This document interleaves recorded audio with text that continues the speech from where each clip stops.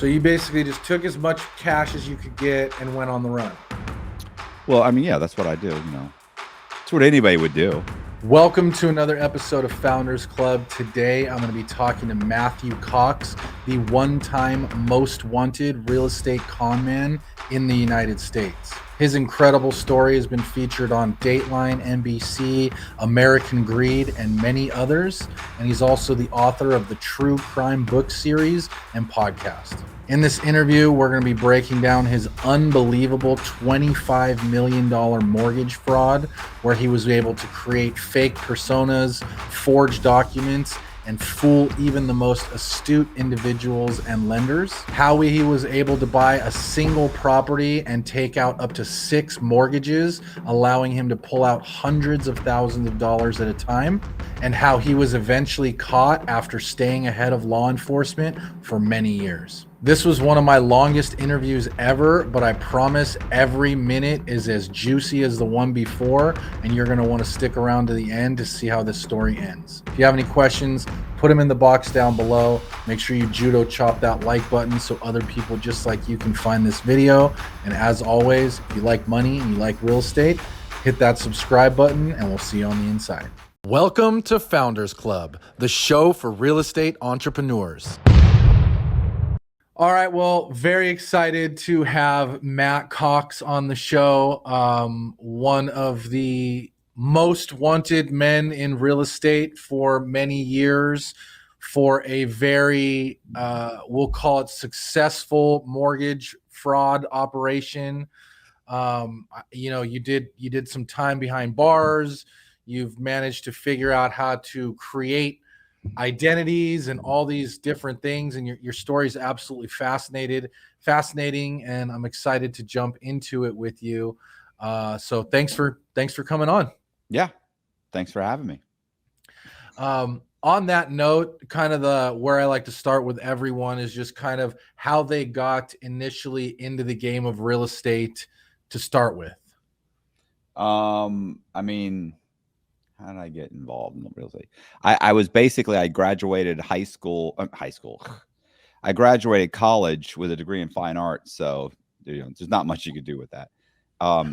At least at that time. So I ended up working like construction. I was working construction, and I was dating a chick. I'm going to say chick. I was dating this woman. Girl, she was a chick. I was dating this chick, and she was a stripper that had gotten a job and was now working as a loan officer for a company called Eagle Lending, which did subprime loans in Florida. And she'd met one of the owners of the business while she was stripping. So it tells you, the mortgage industry right there. Like, you meet a stripper and you think she'd make a great loan officer. Now, look, in her defense, she was actually graduating in a few months and had actually stripped and gotten a degree in finance from the University of South Florida. So, it is a cliche, but, sometimes it's just true. And so she started working there. She graduated. And when just before she graduated, she was like, listen, you got to come do this. You'd be great at this. And I was like, I'm not going to be able to, do that. Like, I don't know anything about finance. I have a degree in fine arts. And she's like, no, I'm telling you, all it is sales. She's at sales and putting things together. She's like, you're super smart. You can do this. You'd be great at it. So I was really barely making my bills. So I went ahead and just, took a shot because I was basically going to go under at some point anyway.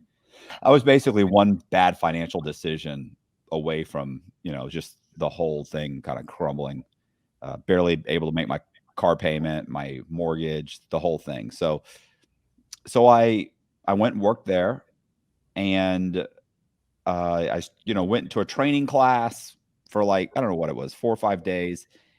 And then it was in, I think, North Carolina, came back, started originating loans. And the very first loan I did was, had fraud in it. Like, I went into my manager's office. I was about to send the file off to underwriting. She looked at the file. She was flipping through the file, pulled one one document out, set it to the side. If this is basically mortgage brokers, is a verification of rent. Put it to the side, close the file, said it looks great, but verification or your borrower has been 30 days late on her rent in the last 2 years. And I was like, oh wow, like that was a deal killer. So I was like, well, man, what am I going to do? And she said, well, what I would do if I was you, she said, I'd white it out. And she actually pulled the bottle of white out and started shaking it and just handed it to me. And I was like, well, I could go to jail for that. I said, that's fraud. And she goes, no, you're not going to go to jail for it. She said, the worst that'll happen is if underwriting catches it, they'll, maybe you'll get fired, but nobody's going to call the FBI. And she said, trust me, I do stuff like this all the time. It's fine. And I was like, okay. So I whited it out, made a copy of the document, stuck it back in the file, sent it to underwriting. 3-4 days later, I got an approval. They said, hey, your loan's approved. Maybe 4 or 5 days after that, we closed. I got a check for $3,500. It was a lot of money back then. In Florida, that's a lot of money. $3,500 is a lot of money right now. Yeah. Wow. So you're dating someone that got into the mortgage business. They get you into the mortgage business with basically only a finance or fine arts degree as your background. And day one in the business, loan one, or we'll call it loan one, obviously not day one, but loan number one, they're telling you it just to go ahead and white out some things on the documents and push it through. Yeah, you're making it sound like a big deal. It's not, Wow. Yeah, it was. Yeah, I mean, looking back, it's like, what was she thinking? What's this? Listen, it doesn't matter. She went to prison too. So, and the chick that I was dating ended up. The owner of the company left his wife for her. She left me. He left his wife. They got married. They ended up having a kid. They're happily married to this day. So from her perspective, it's a love story. Small world. Yeah, it's funny how things work out. And then anyway, I closed that loan, and then the next loan that came in, the guy, I don't know what it was. He made like 45,000, but if he made like 49,000, he could, his debt to income ratio worked. At 45, it didn't. So, I whited out. I changed the 45 to 49 or 52 or whatever it was. I gave him a little boost. He only needed a little boost. And that loan went through. I was thrilled. Next person, something else. They didn't have their down payment for 90 days. Their down payment wasn't in the bank or something. I changed some bank statements. Then I started making canceled checks. Remember canceled checks where you could just give them the canceled check, the front and the back of the check. You just make a copy and you hand it to them. And I was making those. What else? So I was doing that for a while. That company, so I closed 4 loans my first month and 6 the next month. Then it was 8. Then it was 10. Then it was 12. Then they made me a manager. And how many of those are you faking stuff on? Like almost all of them. All of them. So this is business as usual for you, day one in the mortgage business. Yeah, it got to the point. So basically, that company gets closed down. And and so I end up opening my own mortgage company. I basically took a bunch of files, went to another mortgage company, closed those files, and then a few months later opened my own company. And I would say I hired about a dozen guys. The loans that are coming through the door, like they came through the door and I pre-qualified somebody. If they were like we were an FHA lender, a VA lender, and if you looked at them and said, okay, this is a solid customer, like they've got all their stuff, they're going to be okay, I just hand it to one of the brokers. Like I was really, so the bulk of what I did had fraud involved in it. I didn't necessarily trust the brokers to do fraud. I mean, not that they were doing plenty of fraud, but if it was a more complicated file, I was more interested in doing it myself. Okay. So so you've kind of run the course with the first company. Now you've transitioned to owning the company. You open your own mortgage company. What happens from there? I got married. We started buying a bunch of real estate. We got into like probably a couple $1 million worth of rental properties, duplexes, quadplexes, triplexes. Like there was one of them was a 10 unit. And so we ended up like 50 something, 55 rental units, something like that. And so everything was going okay, but I didn't close those loans through my company because a lot of times I would own that, or I own the company, and people knew I was married to my wife at the time. So we ran those through another company for somebody that used to work for me that had started their own company. And it was a friend. And so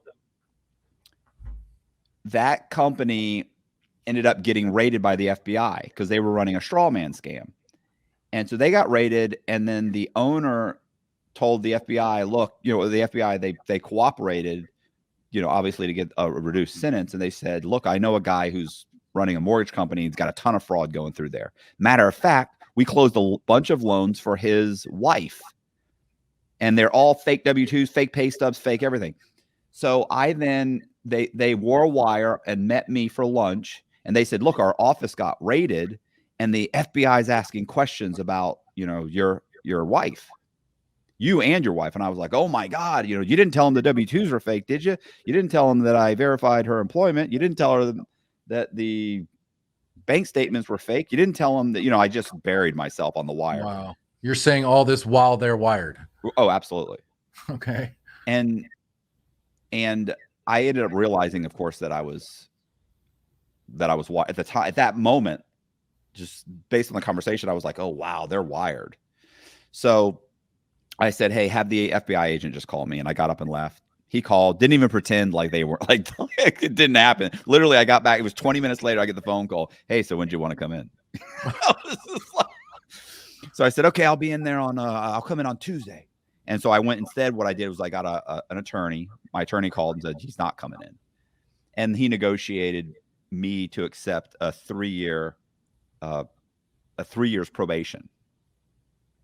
So, and what year was this? This was 2000 this was like 2001.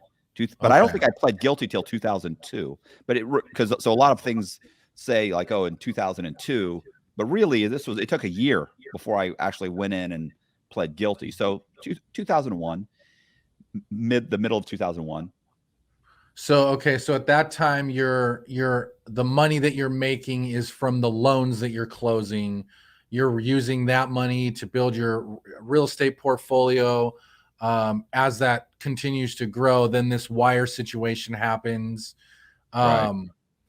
Is that your first kind of like run in with the law? Yeah, that was, I couldn't own the mortgage company anymore. After that. Okay. Now I know this is coming, you're getting in trouble, you're going to plead guilty, but I'm still running the mortgage company at that time. So I realized, like, what am I going to do when I can't run this place? I did sell it to a friend of mine who was a CPA, and he basically kept me on. He gave me like $8,000 a month to keep me on as a consultant, but I was still kind of running the place. And I decided what I wanted to do was I wanted to start flipping houses. There was a really, really rundown area of town at that time called Ybor City. And you could buy a house in Ybor City for 50 grand, 100 grand. I mean, everything in Ybor City is now going for 200. The same houses I was selling are 200, 300,000. That's a lot for a house in Ybor City, right. In Florida in general. The average house in Florida, I think, is 350, 340. It's not California. So, yeah.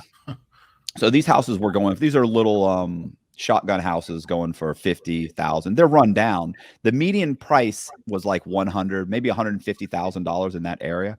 So I thought, I'm going to go in, I'm going to start flipping houses. And the problem with flipping houses in that area is, if you buy the house and you dump 30,000 into it for repairs and it's worth 100, what are you going to make? 20? If you make 20, right. You might make 20. You might have to give the borrowers their down payment. You have to, the carrying costs, the whole thing. So what are you going to make? $20,000? I mean, there's just no real money there. So what I decided to do was, it was like, okay, if I could get these houses, they could only appraise at 100, maybe 150, and depending on the size of the house. Some of the houses, obviously, I'm buying for 75, 100,000, but it's like there's just no money here. So I thought, how do I get these houses to appraise higher? And what I decided was, by this point, I'm divorced from my wife. She doesn't want to be married to a felon. So I'm divorced from my wife, and I said, I'm gonna start flipping houses. I was dating a chick that worked at a title company, and she said, I said, how can I get these houses to appraise higher? How can I get the comparable sales higher? And she went, well, I mean, I guess you could make them. I said, yeah, but how do I make them? Like, how can I record the sales higher? Like, if I buy enough houses in this area, I can raise the value. And she was like, okay. She said, well, if you pay the extra doc stamps. So what I did was I started buying houses for, let's say I buy it for $100,000. I would just pay the extra $700 because you pay $700 for every $100,000. So I pay the extra $700,000, and it would be recorded at $200,000 instead of $100,000. So I'm buying houses for $50,000, and I'm paying the extra doc stamps, and I'm getting them recorded at $200,000, $205,000, $190,000, $225,000. Is that just because you're just entering that in as the value when you do that? Yeah, you just write it. You just say the transaction went through for $200,000. And although when I bought it for $50,000, I paid $350 for the doc stamps, I'm just going to add an extra $1,050. So I add an extra, I just write a check, and then I'd get them to let me bring it in to Hillsborough County, and I'd hand deliver it. So I'd say, hey, yeah, just close on this. Here's the, and they'd go, oh, okay, thank you. And 10 days later, 12 days later, whatever, there's a lag time for recordings. So whatever it is, 10 days, 12 days later, whatever, a week, 2 weeks later, it would show up in public records and say, hey, this house just closed. It was purchased for $200,000. Well, so I started buying those houses and doing that. And the other problem I had was I was like, okay, but who's going to buy these houses for $200,000 in an area that's selling for $100,000? Right. So it was like, I thought about doing a straw man scam. I thought I can get maybe some guy that's got good credit. If I give him half the money, if he makes a couple hundred, most people for a couple $100,000 will go ahead and ruin their credit. But like, give me $200,000, I'll trash my credit, right? Like, they don't care. So I was like, yeah, but then I got to give him $200,000. I have to split the money with him, and I'm not interested in splitting the money with this guy. He hasn't done anything. So I was like, you know what I'm going to do? I should probably, if I just made my own investors, if I just started making synthetic identities. So you know what a synthetic identity is, right? I'm guessing it's just like a fake social security number or something. Well, I mean, it's a little bit more complicated, right? Okay. So I figured out how to get Social Security to issue me Social Security numbers to children that don't exist. Okay. I then got secured. So I would then apply online using that Social Security number, and I would use let's say I'd use a date of birth as like, I wouldn't say he was a 10-month-old kid. I would say his date of birth was for like a 33-year-old man. Then I'd apply online. I wouldn't get the credit cards. They'd say no, but I'd get secured credit cards. So I'd get 3 secured credit cards, make the payments. In 6 months, these guys had 700 credit scores. 705, 710. I mean, as long as you keep the balance below 30%, you make the payments on time. So the payments are 710, 705, 695. So got roughly 700 credit scores. You only needed a 620 to get an F8, I mean, a conventional loan at that time. So my guys are coming out of the gate 700. Provided that you had you were on your job for 2 years, you had 2 years residency, you had the down payment, But these guys and that's a paper at the time. Right. Yeah. So here's the thing. Plus. Right. So these guys have 700 credit scores. And like I said, you only needed 620. Right. So 700 credit scores, they've been on their job 2 years because by this point I've purchased several so I don't know how it is in California, but in Florida, well, a lot of states, you can, if you open a corporation and you don't pay the fees, it becomes inactive, correct? You know, it's Yeah. active if you're paying. If you're not, fine. Right. Then it's inactive. Well, in Florida, after 3 years of inactivity, you can buy that corporation. You can buy the you know, it's inactive. So I can go in and I could pay the extra fees for that corporation. And I can change the name of the corporation. So I went and I started buying corporations that had been inactive for 7 years, 8 years, and then just change the name of it. So now I've got their tax ID number. I would create, let's say, a website for them, make W-2s, pay stubs. And so my borrowers, you could call the phone number of the corporation. You could check it, the tax ID number. Underwriting could check and see that it's been open for 7 years.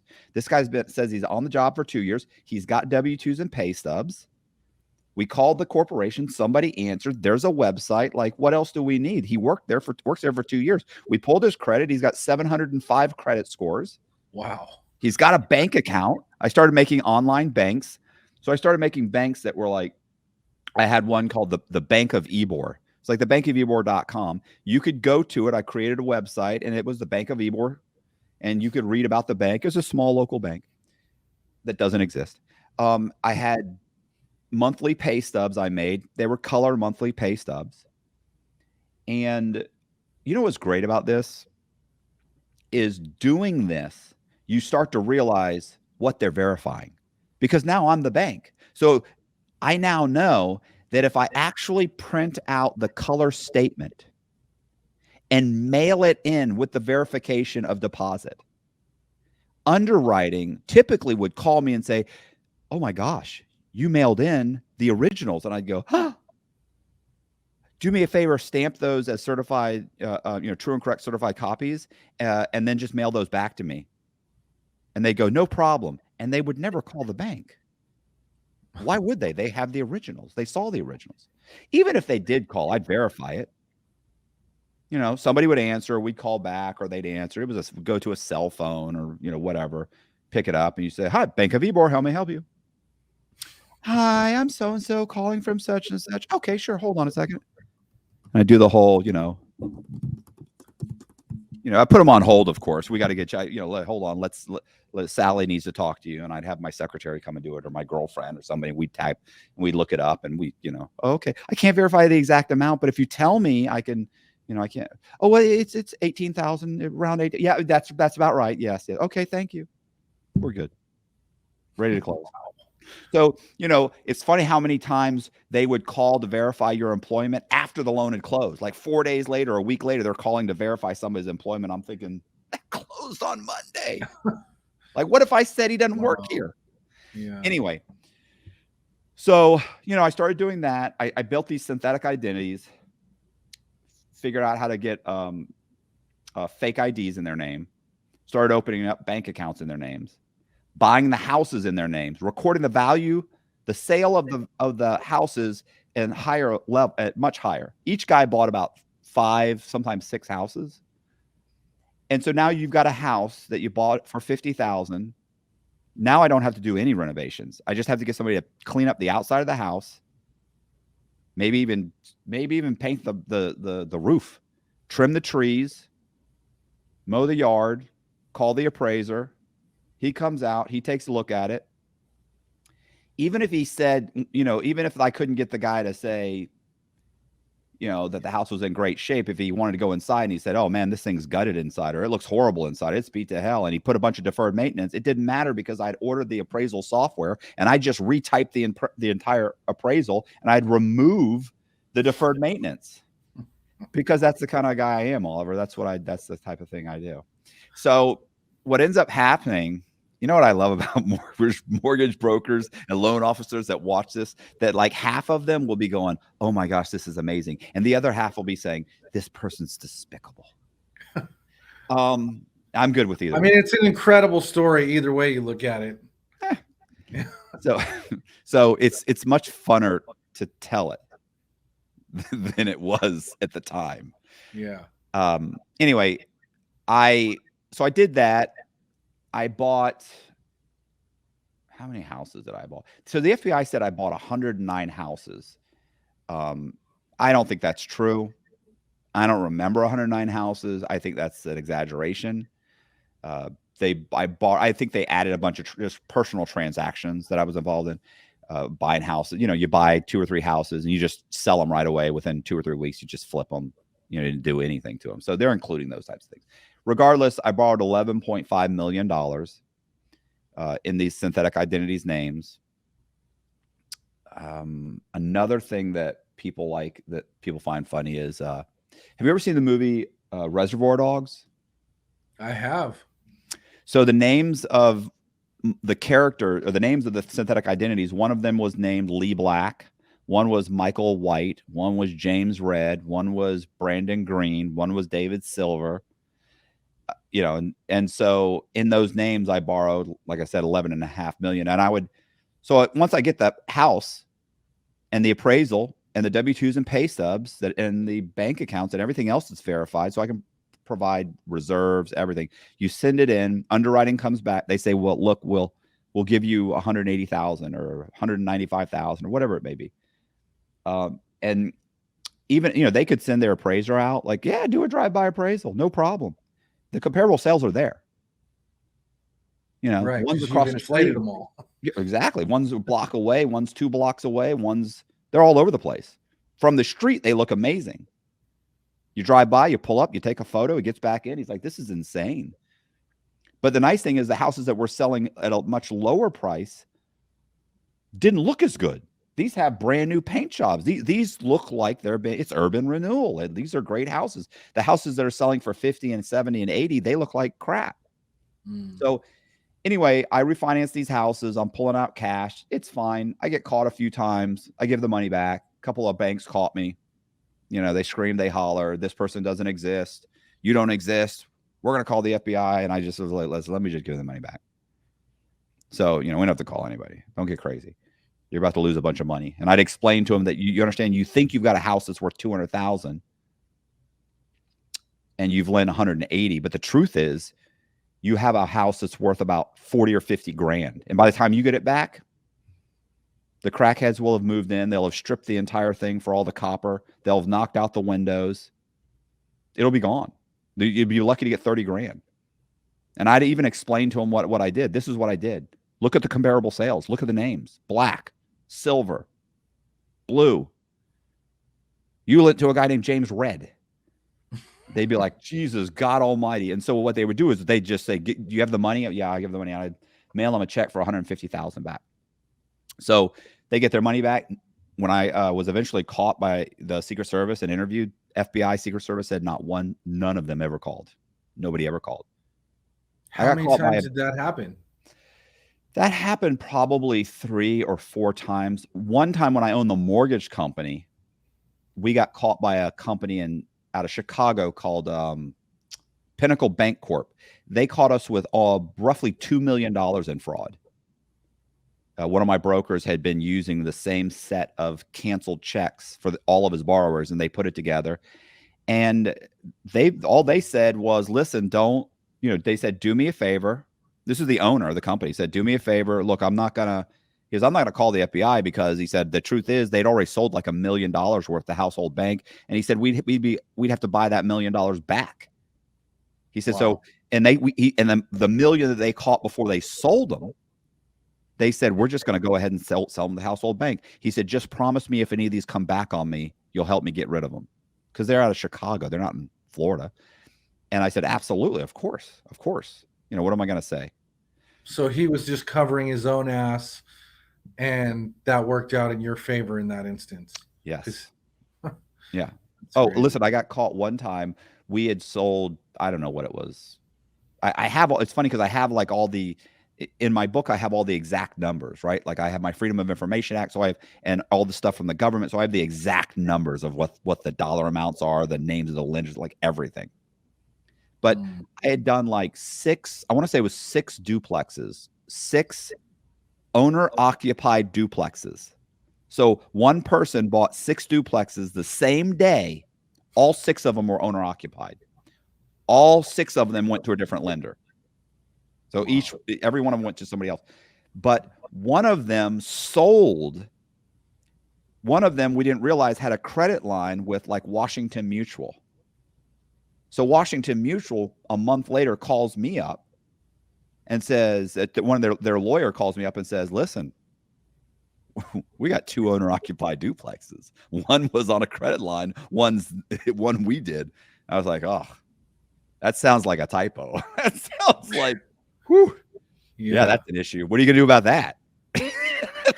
They were like, we're going to call the FBI if you don't fix this. So I convinced them to let us refinance those 2 duplexes and pay us another broker fee. And they gave us a short sale, by the way. They reduced it by like $15,000 or $16,000 just to get, because what are they going to do? They're not going to call. They don't want to call the FBI. Wow. You don't want the FBI. Washington Mutual does not want the FBI going through their files.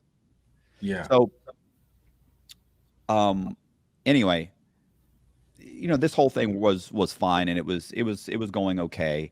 And then at some point, a friend of mine who was also running a scam got somebody just realized something was wrong. And honestly, the quick version is this: she went into a closing with a fake ID. It was her picture on the ID, her picture. And the title agent looked at the ID and said, something's not right. She said, this doesn't look like you. But it was her. It was her. She showed another employee the ID. The woman said, it's her. That looks like her. And she says, no, something's not right. I'm not going to give you the check. Let me make a few phone calls. I'll let you know. And she signed all the documents. Anyway, we had already closed another loan. And we had a check for like $100,000 or something for a refi. And she wanted to deposit it. And I said, absolutely not. This woman's she's going to make some phone calls. The whole thing's going to come unraveled. They're going to come. We're not depositing that check. And she insisted she wanted to deposit it. So I had a buddy of mine who was working with me on another scam. He had a bank account. So she said, let's have him deposit the bank account, the check. So he said, yeah, no problem. We explained what happened. He said, yeah, it's no problem. I'll do it. And he was like, what do you think? I said, I think we need to walk away. But then again, I've got a ton of money. This girl had no money. So she's looking at $100,000 check. Like, that's 50 grand for her. And so I'm saying, let's just start over. Let's walk away from this whole situation. We'll start something else. And she's like, no, it'll take months. No. So she gives him the check. His name was Travis. Travis deposits the check. A couple days later, the bank manager calls him and says, listen, because the check's over $100,000, we need to witness your endorsement. It's just bank policy. And he said, okay, no problem. Now, I've deposited many, many checks for over $100,000. I've never, ever required, the bank has never required me seeing to come in and sign it. Right. And so I told him, don't go in. I think something's wrong. They're going to be waiting for you. And he went and he said, nah, there's no police here. I'm at the bank now. Like, there's no cops here. I was like, listen, bro, they're not going to be sitting around in cruisers. But he knew, he knows everything. And so he went inside, he got arrested. And I bonded him out the next day. And I got him an attorney. And listen, it was a local charge. It wasn't even federal. I paid for his attorney, and his attorney was like, look, you might have to do a little bit of time. Can you pay the money back? Yeah, we can pay the money back. So, but in the end, it doesn't matter. By that point, he was already working with the task force. So he realized, sitting in jail, yeah, I can't do this. He has a daughter. He's not interested in going to prison for me. So he started working with the local authorities. They put together a task force. They start investigating me. Maybe 3 months later, keep in mind, I'm still committing fraud. 3 months later, a friend of mine who's a sheriff's deputy comes into my office, walks in. He says, hey, Matt, can I talk to you? I said, sure, what's up? He said, I used to date a woman that works for the Tampa Police Department. I said, okay. He said she was working on a task force recently that was just handed over to the FBI. I said, okay. He said, my name came up. His name came up because I had actually sold him some properties. I was like, okay. He said, the task force was on you. Oh. And I, it was like, ooh. And he said, they're coming. She said that you're on federal probation. She knew you were on federal probation. She said not to talk to you anymore, not to go around you anymore, that they were probably going to come arrest you in a couple days. Wow. Yeah. That's crazy. So that's when the heat started really coming. Is that at that point? Yeah, roughly. Yes. Now I Okay. immediately, I also started getting phone calls from, I was getting phone calls from a reporter from the Tampa Tribune. I'm sorry, from the St. Petersburg Times. And I had also, about that same time, around the same time, I'd gotten a phone call from the girl that I used to date at the title company. She said their records had been subpoenaed. Mm. She said, we're not supposed to call you or tell you. But they came and she said they weren't even all your records. She said a lot of them were your investors. My investors? You mean Mr. Green? Yeah, you mean green, Mr. black, Red? and blue. It's like, oh, that's not good. Wow. Yeah. So, so I stayed and, explained to the FBI what happened. And no, that's not what happened at all. I actually took off on the run. I said, oh, okay. So I ran up my credit cards. I pulled as much money out of the bank as I possibly could in a day. Cause this was a Thursday at like 4:00. So I the next day, between that, the remaining part of the day and the next day, I was only able to get out like 80,000 in cash. You just can't go into a bank and say, hey, give me 300,000. It's not going to happen. Yeah. So I had to get people to go in and cash checks. I had to pull money out of ATMs. I'm driving around. Most I could get was about 80 grand. So I got 80 grand. I ran up all my credit cards, bought a bunch of, computers, anything that I could think of that I might need. I bought a new Audi, and I drove with the girl I was dating at the time. I drove to, Atlanta, Georgia. Mm. But we didn't have very much money. I made a fake ID. I ended up renting a property by a guy named Michael Shanahan. And this was in Alpharetta, Georgia, which is like a suburb of Atlanta. So you basically just took as much cash as you could get and went on the run. Well, I mean, yeah, that's what I do. It's what anybody would do. Okay. So you make another fake ID, and now you're in Georgia. Yeah, with the girlfriend. With a girlfriend that I've known a month. Is she an accomplice? Does she that aware I've known her? I've known her a month. Okay, wow. And I tell her exactly, this is what's happening. See ya. And she says, I'm coming with you. I love you. I'm in love with you. I was like, that's insane. We don't even know each other. But she insisted she wanted to go. It was really, honestly, probably out of a series of really, really bad decisions, that may have very well been the worst one, was bringing her.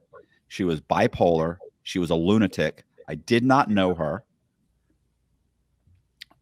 It's funny too, because, in the course of this, she seemed like a really sweet girl, but in the course of this, she tells me the only reason she had just moved to Florida from Las Vegas, and she moved to Florida from Las Vegas because she'd been caught embezzling money from her boss, who's a lawyer, and he didn't call the police when he found out she'd stolen like 30 grand from him.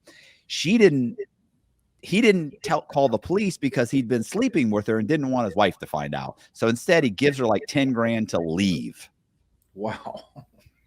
So it really, in a way, it was like, wow, honestly, you're really perfect to come with me, So I thought, yeah, she made a strong case. So I was like, all right, come on. So we packed up our stuff. We took off. We went to Atlanta. In Alpharetta, we rented a place his house was worth about a couple $100,000. Nice house, brand new house. Once again, it's not California. $200,000 house here is like a $1.5 million house there. I mean, it's a decent house in a suburb. Nice house. It's probably about 2,200 square feet. And at this point, you're under a new name, new alias, new alias. By this point, I started getting started getting, around this time, I started getting IDs in the name of homeless people. Okay. Don't judge me, bro. How are you? Don't judge me. Yeah. So, A, how did you do that? And B, how are you figuring out all of these things, like doing the fake IDs and all these little intricacies that you've had to figure out along the way that I'm guessing are not just like a Google search away? No, especially not then. Yeah. You know what I mean? Like this is 2004. Okay.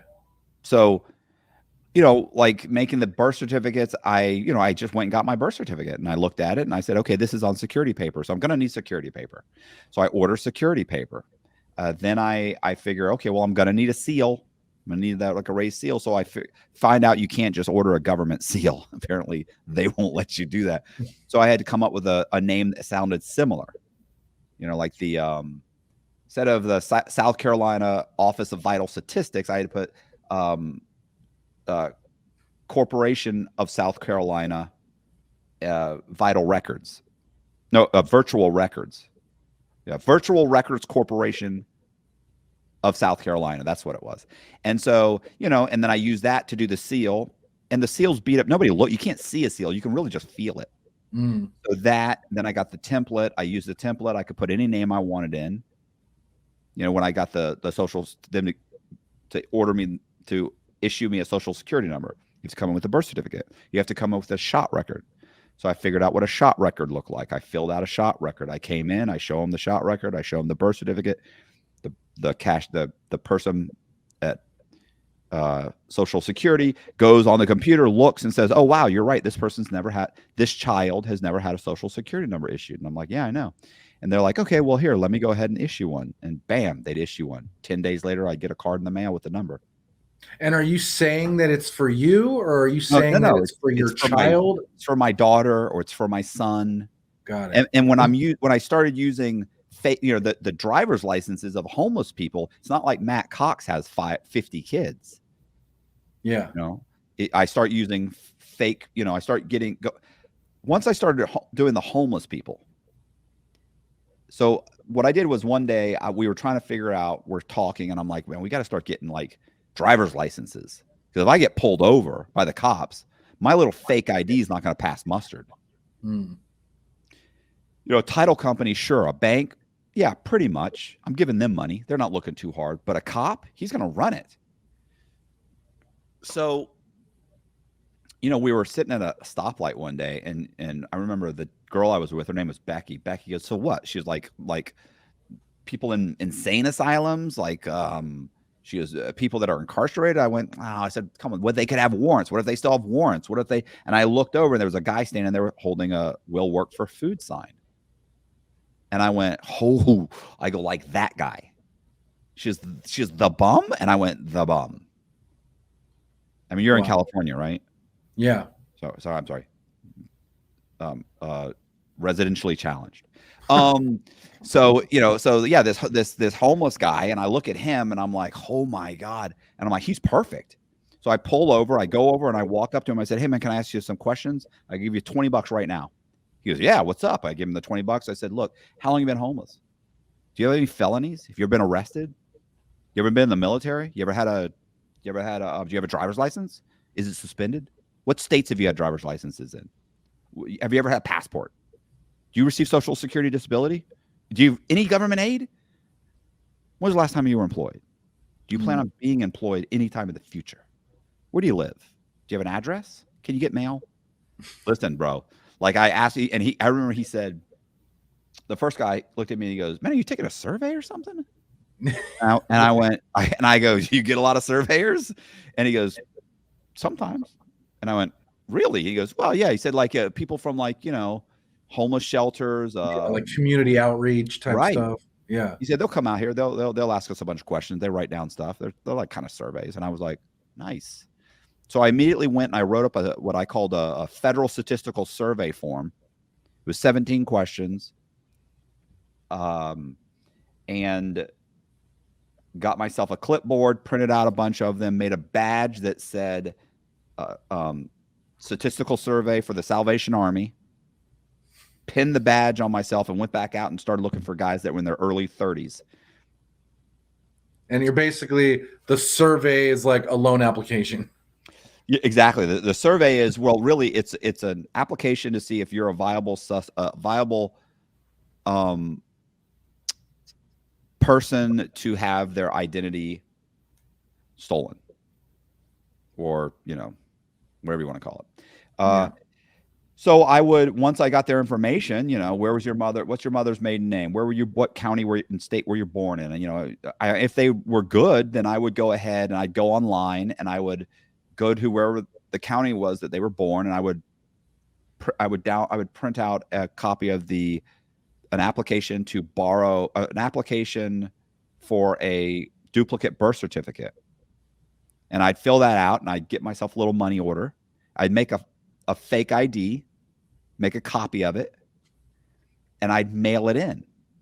They told me everything. They told me where they were born, mother's maiden name. And it doesn't matter anyway. If you pay the $22 or $35, whatever they're charging to get a certified copy, if you pay that money and you've got some of the questions right, you're going to get it. I think out of probably 40 of them that I mailed in, I might not have gotten one or two. So now you're getting all these birth certificates. Yeah. You have all of their information. I get their birth certificates. I get a copy of their social security card. I would get a copy of their high school transcripts. I get a copy of their driving record, even if their license was suspended. I would then go to a state where they'd never had a driver's license. I'd register to vote in their name. I would make I would get they call them UPS boxes. UPS. UPS boxes now, but back then it was mailboxes, etc. You're old enough to remember mailboxes. I remember those, for sure. So I'd get a mailboxes, etc. box, and I would write a lease, and I'd go into the local DMV with all my documents, tell them I just moved to the area, just rented a place a couple months ago, lost my driver's license. I need an ID real quick. And they'd look me up and they'd come back and say, yeah, stand over there. I'd pay used to be $20 or something, $25 for a driver's license, pay the $25, and I'd get a driver's. They'd issue me an ID or a driver's license, whatever I wanted.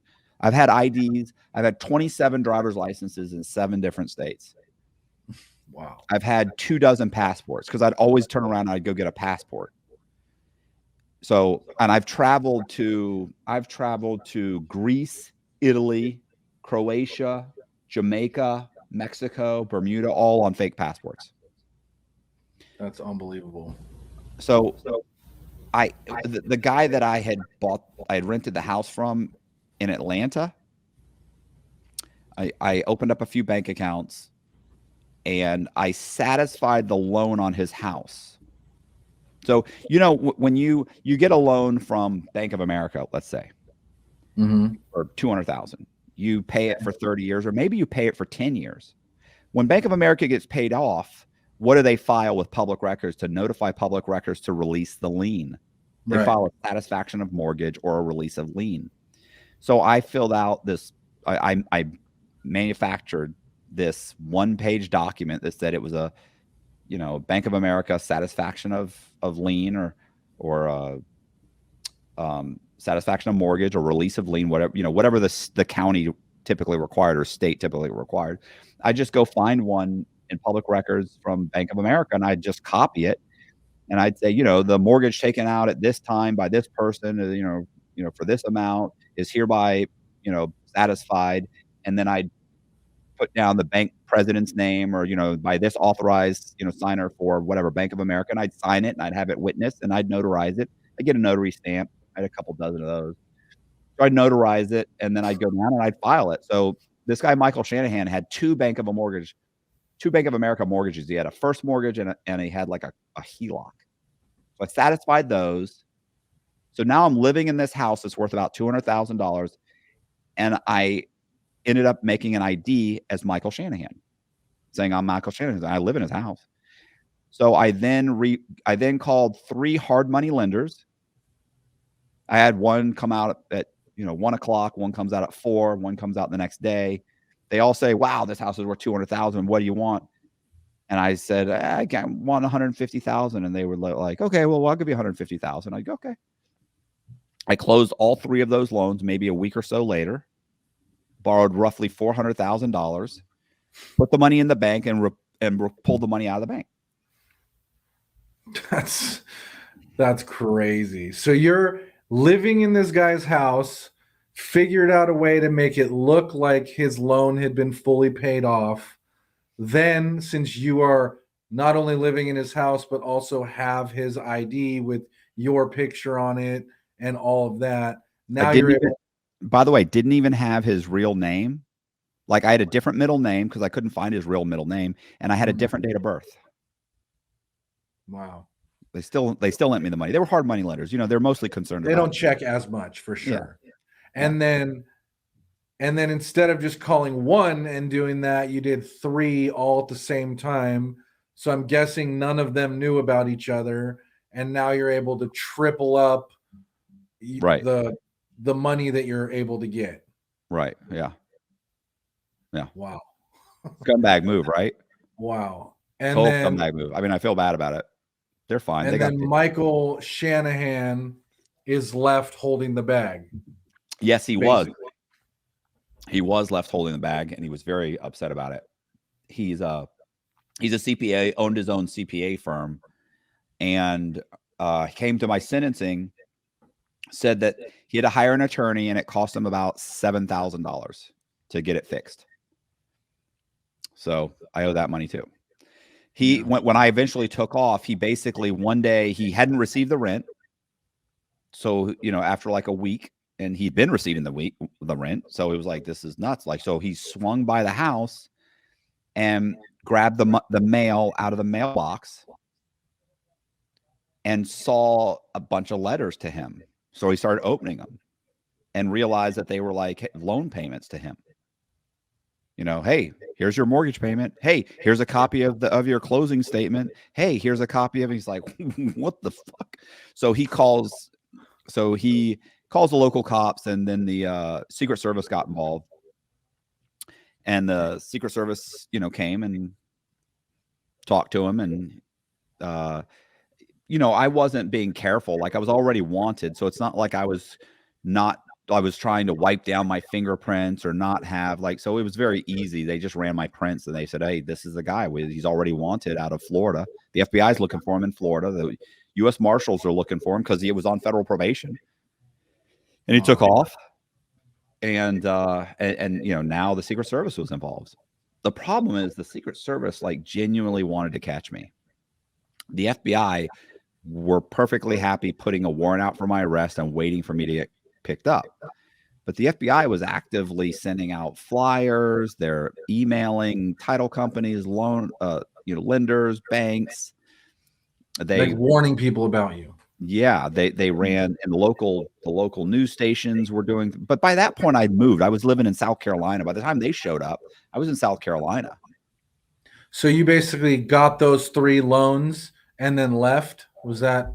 Well, yeah. If you stick around, they throw you in jail. Yeah, I would imagine so. And the owner just happened to pop by the property, which is when he found all that mail, and then raised. Well, he popped by because I hadn't paid the rent. Okay, because you were gone. I was gone. Right. I'm not paying the rent. I'm leaving. This thing's done. So then I did leave the Audi. I left my Audi at the local police precinct, and yeah, we left the Audi there. By that point, we had alternative identities, and so I went to Charlotte, and we bought some new cars and moved into a really nice condo downtown. And are these off of the homeless people's IDs that you had manufactured? Well, I also was running, you know, listen, like, it's funny because it's not like it's one thing. Like, I'm also running ads to take mortgage applications, home loans available, good credit, bad credit, no problem, free applications, call now. So you're running ads, acting like you're a loan officer again, basically. Yes. So people call up, I take an application on them. And then, you know, if they met, you know, my requirements, I would keep that application. And then what I did was, with the applications I would get, I would then call a local lender or a local broker, and I would say, hey, I'm an app, we run applications. We have extra applications. These people need phone calls. Can you call them? And then we would just send them over. I would send them over the applications, and then they would call those people back. So the people get a phone call back, and they may have even closed a loan, but I'm just the middleman collecting the data. You siphon the data in the middle. Right. And let's say you take 10 applications, maybe one person ends up meeting the correct criteria. So so at that point, I actually was living in Charlotte as a guy named Michael Eckert.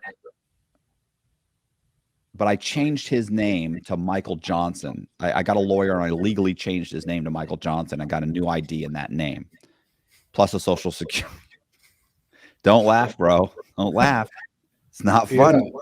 It's not funny at all. It's just the creativity and horrible and ballsiness is just unbelievable. Oh, listen, I look back and I think it does. At the time, it didn't seem that nuts. You walk into a bank. I'll give you an example. One time I walked into a bank to cash a cashier's check. It was to cash a check for $29,000. It's too long to get into the particulars, but it was $29,000. And typically I would never go higher than 8,000 or 9,000, right? Like you don't want to go over 10. But I was getting frustrated. I wanted to leave. And so I was like, look, I got a check for $29,000. I'm just going to cash it. So I went to a cash bank. There's some banks that hold more cash than others. So I went to a SunTrust bank. I think it was SunTrust. And I go in there and I give them my ID. It's a real ID in the name of Michael Cugno. Cashier's check is written out to Michael Cugno. Now, the cashier says I can't cash this. You have to talk to the manager. I said, I was told that you guys had the cash. She goes, I know, but the manager has to approve it. Manager comes, he talks to me.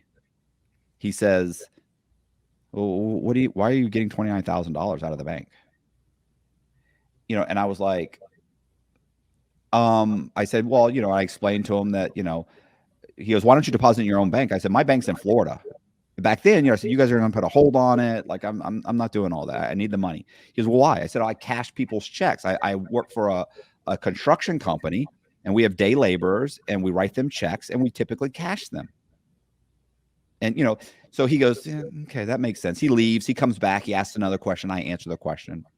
My girlfriend is in the car calling me every 5 minutes. What's going on?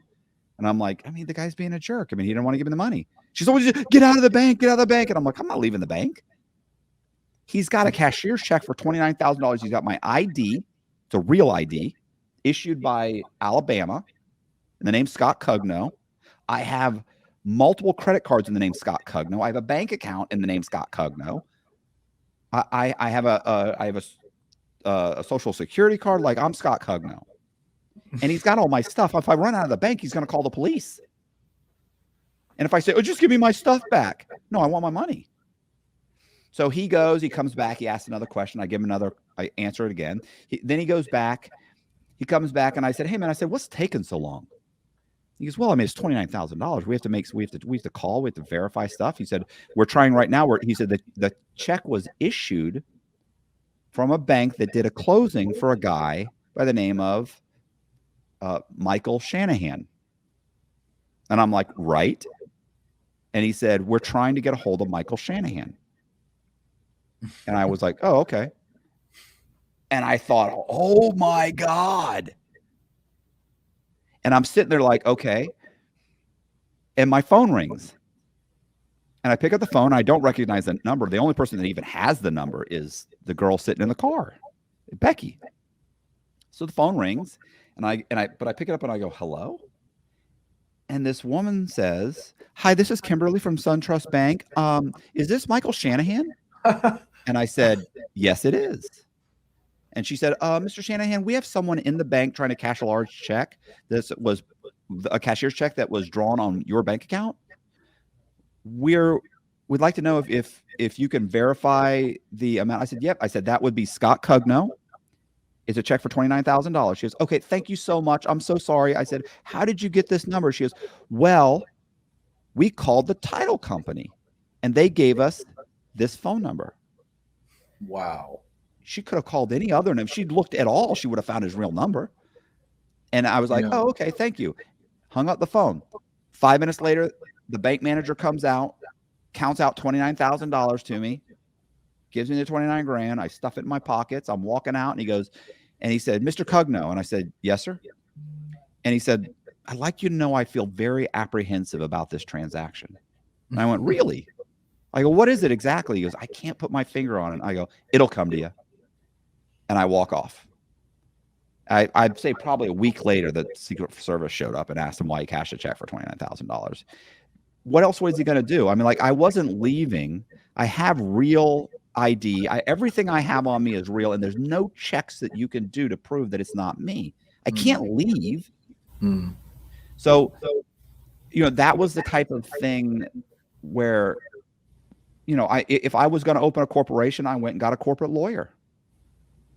If I was going to, if you have enough money, you can do things that seem legitimate enough to keep you kind of in the clear. And I kept moving past those initial sniff tests. Right. And listen, what you start sweating, or you get nervous, or you start pacing, or you suddenly jump up and, I'm going to go wait outside. No, I'll wait here. Can y'all get me something to drink? Do you have something to drink?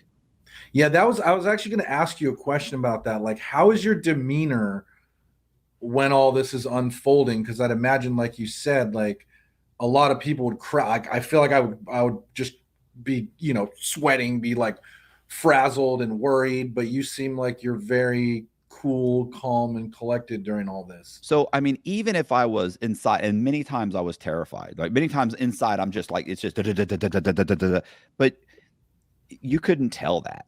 And the Secret Service and FBI, they said every single one of these people we talked to said this guy was not nervous. You understand? He asked for the manager. He argued. He didn't pace. He didn't walk outside. He didn't leave. He sat there. He asked me to get him a Diet Sprite.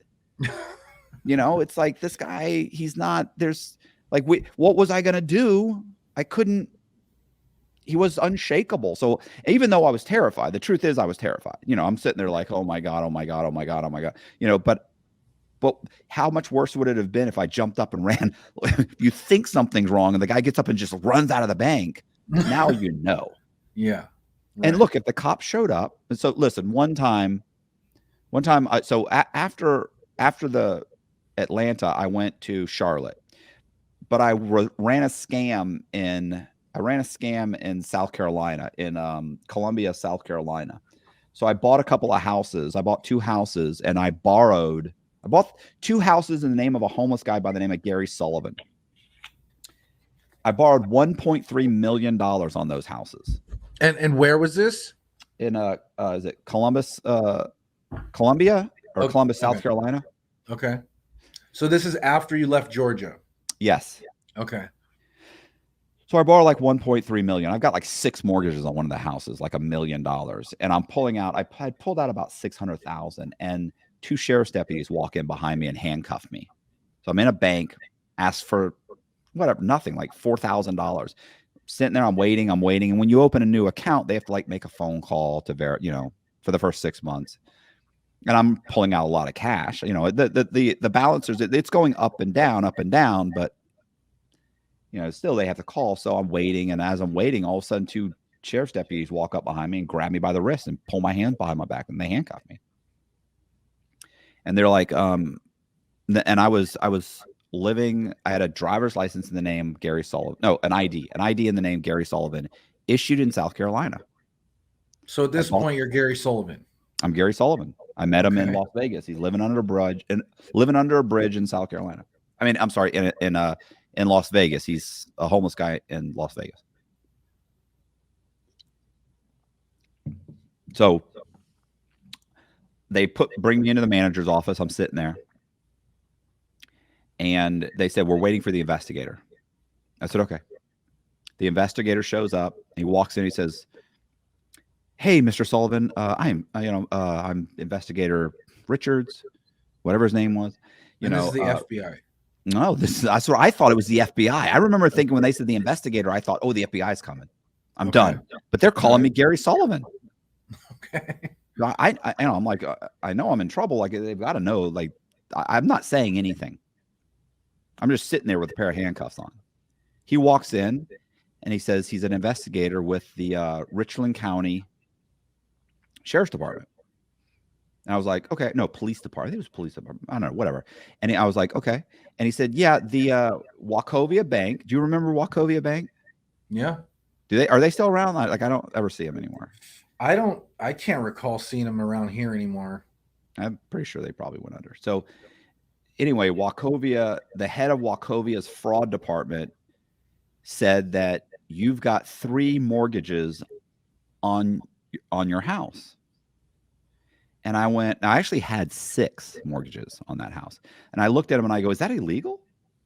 And he goes, you know what? I'm not sure. And I remember thinking, I'm walking out of here. I'm walking out of here. Like, this guy, he doesn't have a clue what's going on. So they get Wachovia on the phone, and the guy from the fraud department says this guy's running a shotgunning scam. He closed on these 3 first mortgages so quickly we couldn't catch it. Now he's pulling out cash. They, of course, say, why are you pulling out cash? And I said, because I work for a construction company. You know, or I think it was a labor company at that. I said labor on demand was it. I said, I work for a labor company. We hire a bunch of laborers, we write them checks, and we cash the checks. Otherwise, they pay 10% at a check cashing company. I know the checks are good. It's just like a little. You're playing the Good Samaritan card. I'm just a decent guy, bro. It's about people helping people. Right. So I tell him that, and he's like, okay. And I go, is that illegal? He's no, that's not illegal. I said, okay. And so the guy, we start going back and forth. He says they're first mortgages. And I went, no, they're not. I have a first mortgage, a second mortgage, and a HELOC. He screams they're first mortgages. I said, now Wachovia has a first mortgage, but the other ones are a second mortgage and a HELOC. No, that's not true. And I said, listen, man, I read those documents. Not one of them said first mortgage on it. Because you understand that it's the placement of the mortgage that makes it a first mortgage. Right. So I'm like, I read all those things. So think about it. If they were all first mortgages, how would I know? That's between you and the title company. I'm just a guy that was told to go sign some papers. So I sat there and I was like, yeah, no. And I explained that to him. Guy screams and hollers. And he says, well, why did you take out so much money on one house? I said, I mean, I came to Wachovia. I told the woman I wanted to get about $500,000. She asked me if I had a house. I said, yes. She said, I can get you a first mortgage for about $190,000. I said, well, that's not, I need more. She said, well, I have a friend that works at another company. They specialize in second mortgages. I'll send you over there. I went over there. She got me a second mortgage. She said, I can get you I have a friend that works at another company. She can get you a HELOC. I said, okay. So I went over there. I said, so what makes more sense? A guy that works at a labor company convinced 3 major banks to lend him $500,000 on a house that was worth $230,000, or 3 loan officers came up with a scheme to lend that money. Me as a borrower, I haven't signed anything that says I can't borrow more than what that value of that house is. I said, now the bank may have done something wrong, but I didn't. And keep in mind that the head of Wachovia's fraud department is on the phone screaming, we haven't done anything wrong. These are first mortgages. He's lying. That's not true. Our loan officer wouldn't do anything like that. But it makes sense, right?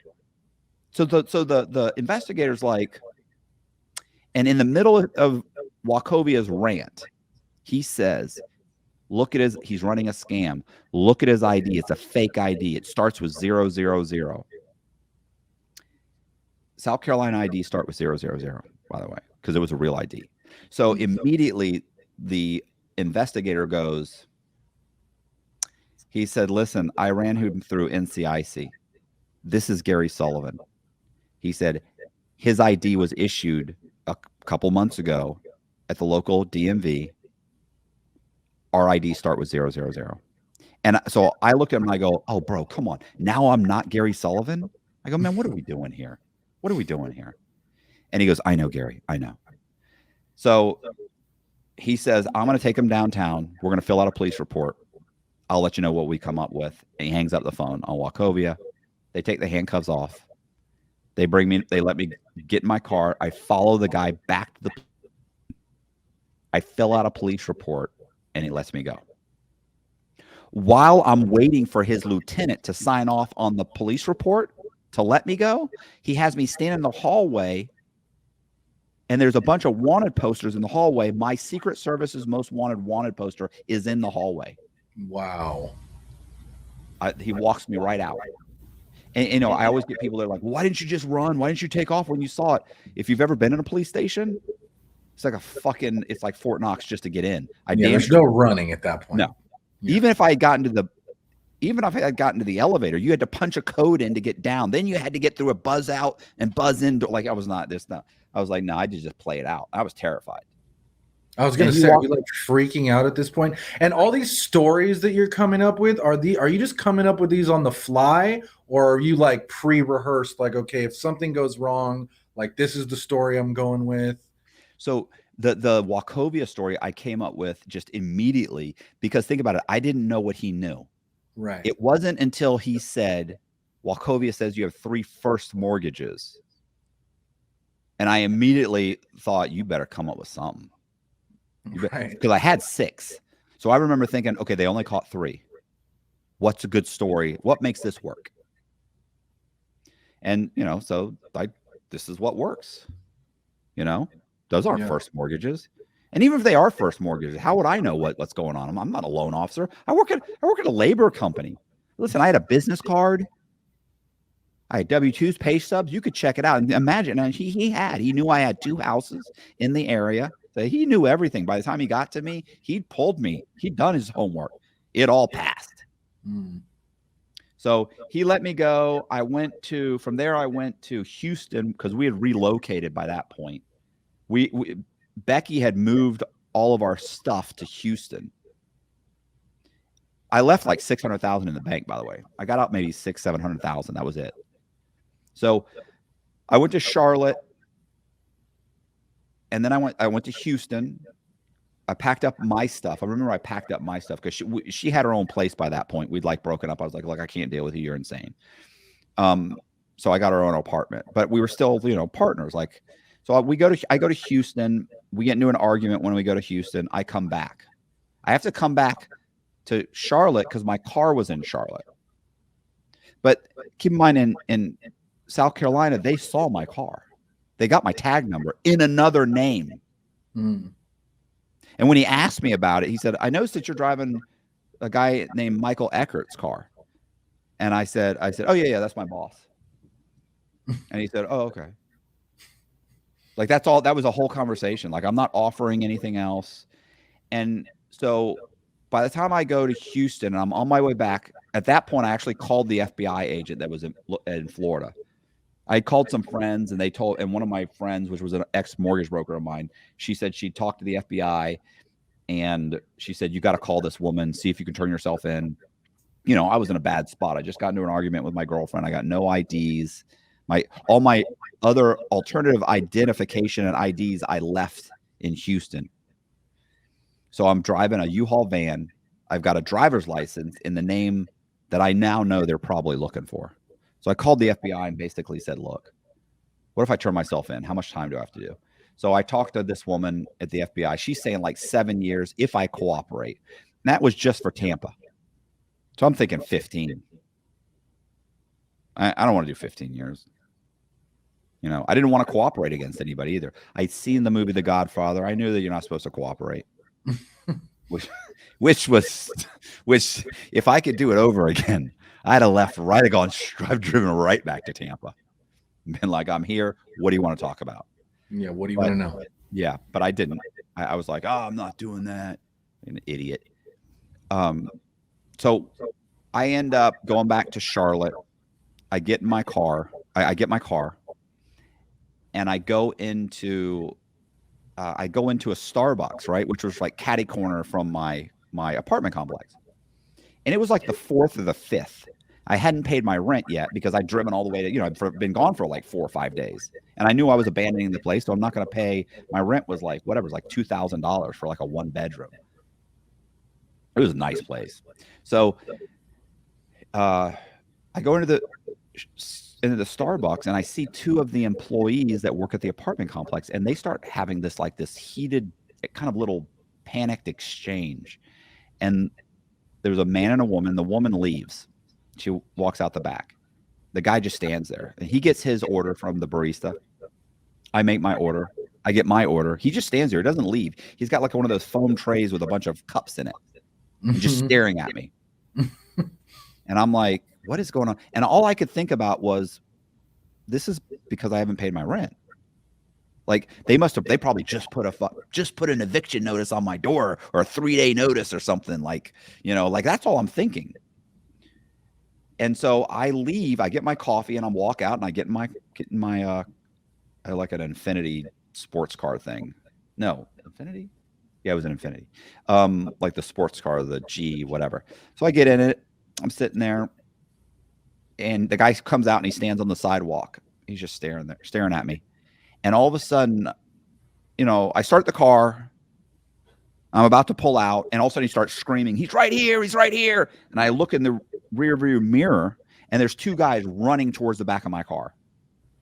And I just punched it and took off. Boom, gone. This is in the Starbucks parking lot.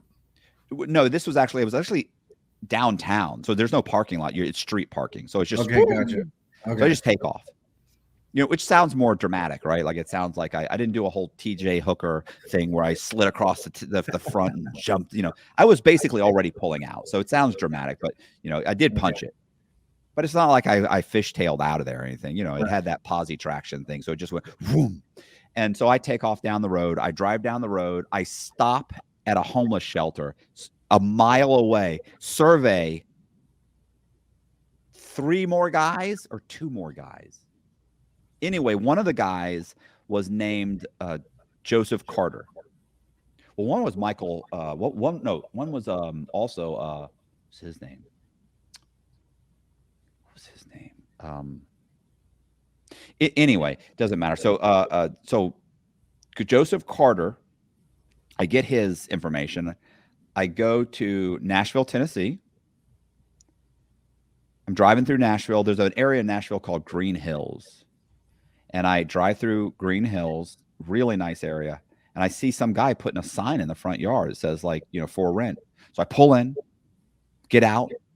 Now, by this point, I drove there, stayed the night in a motel, got a cell phone in the name of, even though I don't have an ID, I don't have anything yet. I just have his information. I get a cell phone in the name of Joseph Carter. I get business cards ordered. I go in, you know what HQ is? Oh, what? HQ. It's like a virtual office. They'll have like one of the top floors in a building in downtown. Like an executive suite or something. Thank you. Exactly. Okay. So they'll answer the phone for you. You can call up and get an account with them, and they'll answer the phone, transfer phone calls, take messages, email you, the whole thing. Mm-hmm. Get packages. So I get one of those, and they're answering the phone. Manufactured funding group. So I say that I'm like a loan manager or something, account executive for manufactured funding group. So I get that business. And I get my cell phone. I put it on the card. I ordered like 100 cards from Kinko's. Remember Kinko's? Yeah. That's now the UPS store also. So I order those cards, drive through looking for a place to stay because I'm in like a motel. So I drive through Green Hills. I see this guy putting a sign in the front yard. I pull over and I said, "Hey, you renting this place?" And he goes, "Yeah." It was like a townhouse. It's like 2 townhouses. So I always say it's a duplex, but it's like 2 townhouses next to his house, which was massive. So I walk in the place, look it up and down, walk through it, come back, say, "Man, it looks great." And he was probably in his 60s. And the guy looked at me and I said, "Do you need to pull my credit? Do you need to?" And he looked at me and he looked at my car and he goes, "You look like a nice young man." Yeah. He said, "I'll just take the first month's rent and a deposit." And I remember thinking, I'm going to like it here. Like, they're very trusting. So I give him my business card. I give him the cash. I'm like, oh, I don't even have a bank account yet. I just moved to town. I had a credit union. So, I know all this. Like, I know what to say that makes sense. I do have cash. I think I got that on me. Got a wad of cash. So I count out the cash. Boom, there it is. He gives me the keys. Probably 2 days later, I have my furniture is delivered. I have furniture delivered because I left all my other furniture. I have furniture delivered. I have the electric and water turned on. Out of the hotel. I immediately turn around and I drive my car all the way back to Charlotte, North Carolina. I leave it in long-term parking. I fly back to Nashville. By that point, all of Joseph Carter's documents are showing up. I go into the local DMV. I get a driver's license. I remember I had to take the driving test as him. I almost failed it. I missed like 4 questions or something. I was like 1 away from failing it, which was funny because I've taken a lot of them. But they asked a lot of questions about alcohol, and every state's different. Anyway, I remember the woman at the DMV. When I got, I said, I almost failed that. She's like, I know, you were really close. Yeah. And I, of course, what am I going to say? I'm like, I take these all the time. So. I get a driver's license. I immediately go. The guy, I have no credit. The guy's got no credit. I immediately go to CarMax with a couple of pay stubs, my business card, a couple of pay stubs, an ID that a driver's license was just issued, and I get a car loan. I put down 20%, get myself an SUV. We're talking about literally within, I'd say, a week, I was 100% set up. Like, listen, you have no idea how difficult that is. Like, everything came together. I then probably I waited 2 or 3 months because there was a bunch of articles. By this point, like, I've been in Fortune magazine, Bloomberg Business Week is doing articles. There's probably 20, maybe 30 articles in the St. Petersburg Times, Tampa Tribune's running stuff's in Atlanta. I mean, Chicago Tribune's doing a whole series of articles called The Fugitive. And I was on my own at that point. And so I went into a rundown area of Nashville called J.C. Napier, right next to the projects in Nashville. And I started buying houses for like 50, 60 grand, 30 grand, and recording the values higher. And I started right back up again. I borrowed $3.5 million. Oh my gosh. Over the next year. And I find out that Dateline, Dateline NBC News was about to do a 1-hour special on me. And so I was going to go to Australia. Like, like if you're in the newspaper, like, no big deal. Like, that's Atlanta. I'm way out here. And by this point too, I've had multiple plastic surgeries. I've had a nose job. I had 2 hair transplants. They pull the hair from the back of your head and they stick them in. Like, this isn't real. It's my hair. It grows, but it's supposed to be back here. Anyway, I got my teeth done. They're not, they're pretty good. So I got my teeth done. I did a liposuction, like, under the neck. It's called like a mini facelift. So I'm looking a little different. I figure I'm okay, but I'm not going to be okay when Dateline comes out. Like, I don't look that much different. So I decided I'm going to go to Australia. Australia had a program at that point. I don't know what it is now, but if you showed up there with like $100,000 in a business plan, they would let you be a permanent resident alien. You couldn't work, but you could come there and open a business and hire Aussies. And the only reason I picked that was because they didn't run your fingerprints. You need your passport. So I can buy property, and I'm going to show up with millions. So we I started dating some new girl. We're pulling money out of the bank, but we had a friend, right? Like a friend of hers that would come over every once in a while, and whatever. So she ends up telling her who I am. That girl goes to the Secret Service and she turns me in. 3 days later, they watch my house for 3 days, and 3 days later, I get arrested by the Secret Service. Wow. I know. It's anticlimactic. Yeah. Well, I want to hear about how all that went down, but when you're taking out all these loans on these properties, how are you getting the cash? How are you turning all these loans into cash? Well, here's the thing, and people ask that. Like a lot of times, if I got a loan for $250,000 and it sits in the bank, people are like, "Well, how'd you get the money out?" Like, why did I need to get the money out? This person isn't wanted. You just spend it normal, like a normal person. Right now, keep in mind if let's say I pulled out money in the name of Walter Holcomb, and Walter Holcomb probably had $1 million and $1.5 million in mortgages. Now I pull out, I use my debit card, I keep the money in the bank. Maybe I pull out cash every once in a while, a couple thousand a year, a couple thousand, but I'm not in a hurry, because even if all of those mortgages were to go into foreclosure, nobody's going to come looking for Walter Holcomb.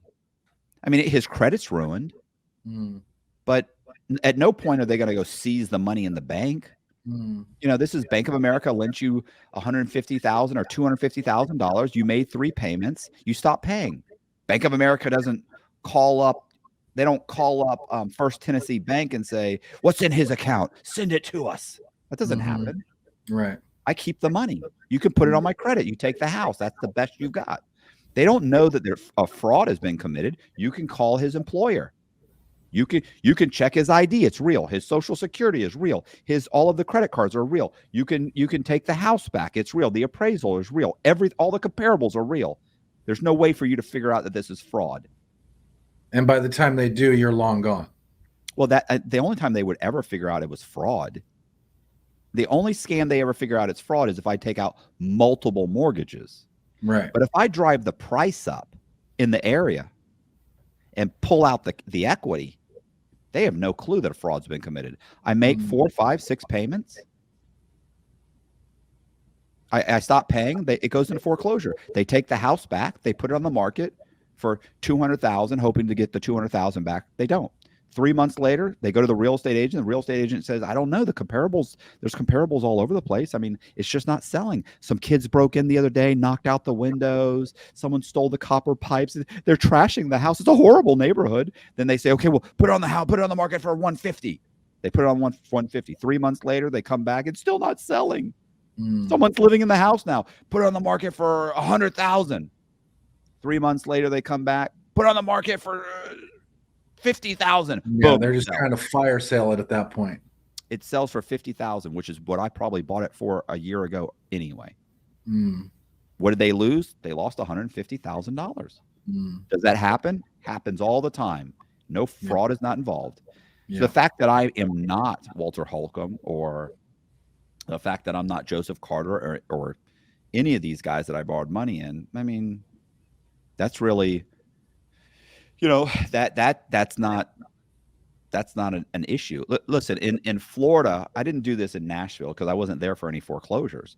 But in Florida, when these guys, they'd get 5, 6 houses and mortgages in their names. So at some point, your credit, your scores just drop to nothing. I got so many mortgages so quickly. Their 700 credit scores dropped to like 580, 570, and I'm making the payments, but there's just nothing you can do, So typically by that point, I had gotten unsecured credit cards for 20 or 30,000. For instance, if Bank of America, and really I say Bank of America, but a lot of these loans were Countrywide. Remember Countrywide? Yeah. So Countrywide had a thing where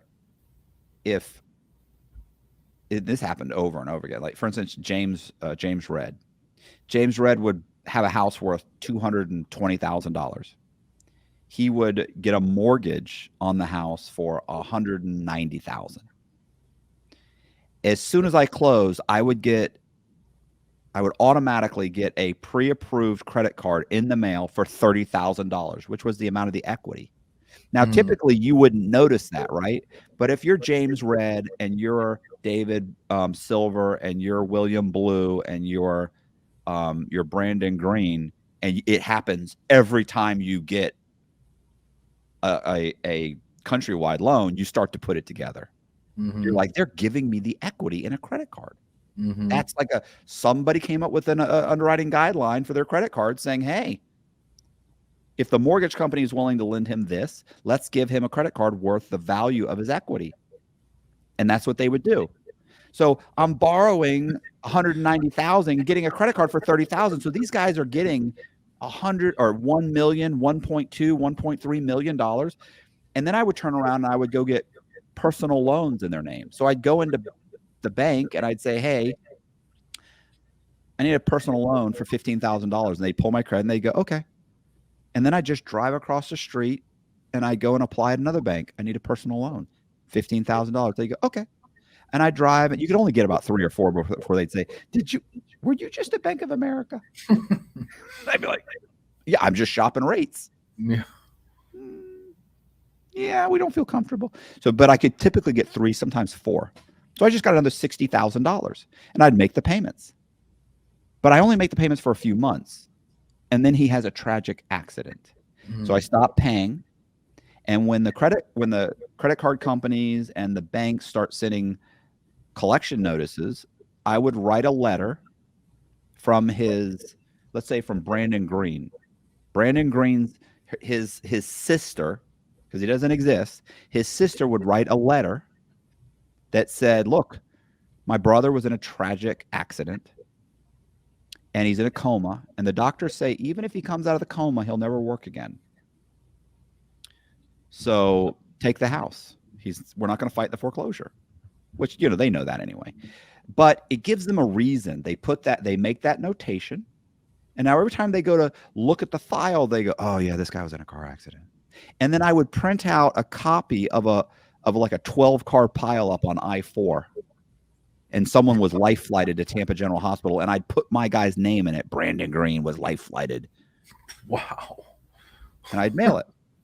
And they just stopped coming around. They stopped calling. The letter stopped. They just, okay, foreclose.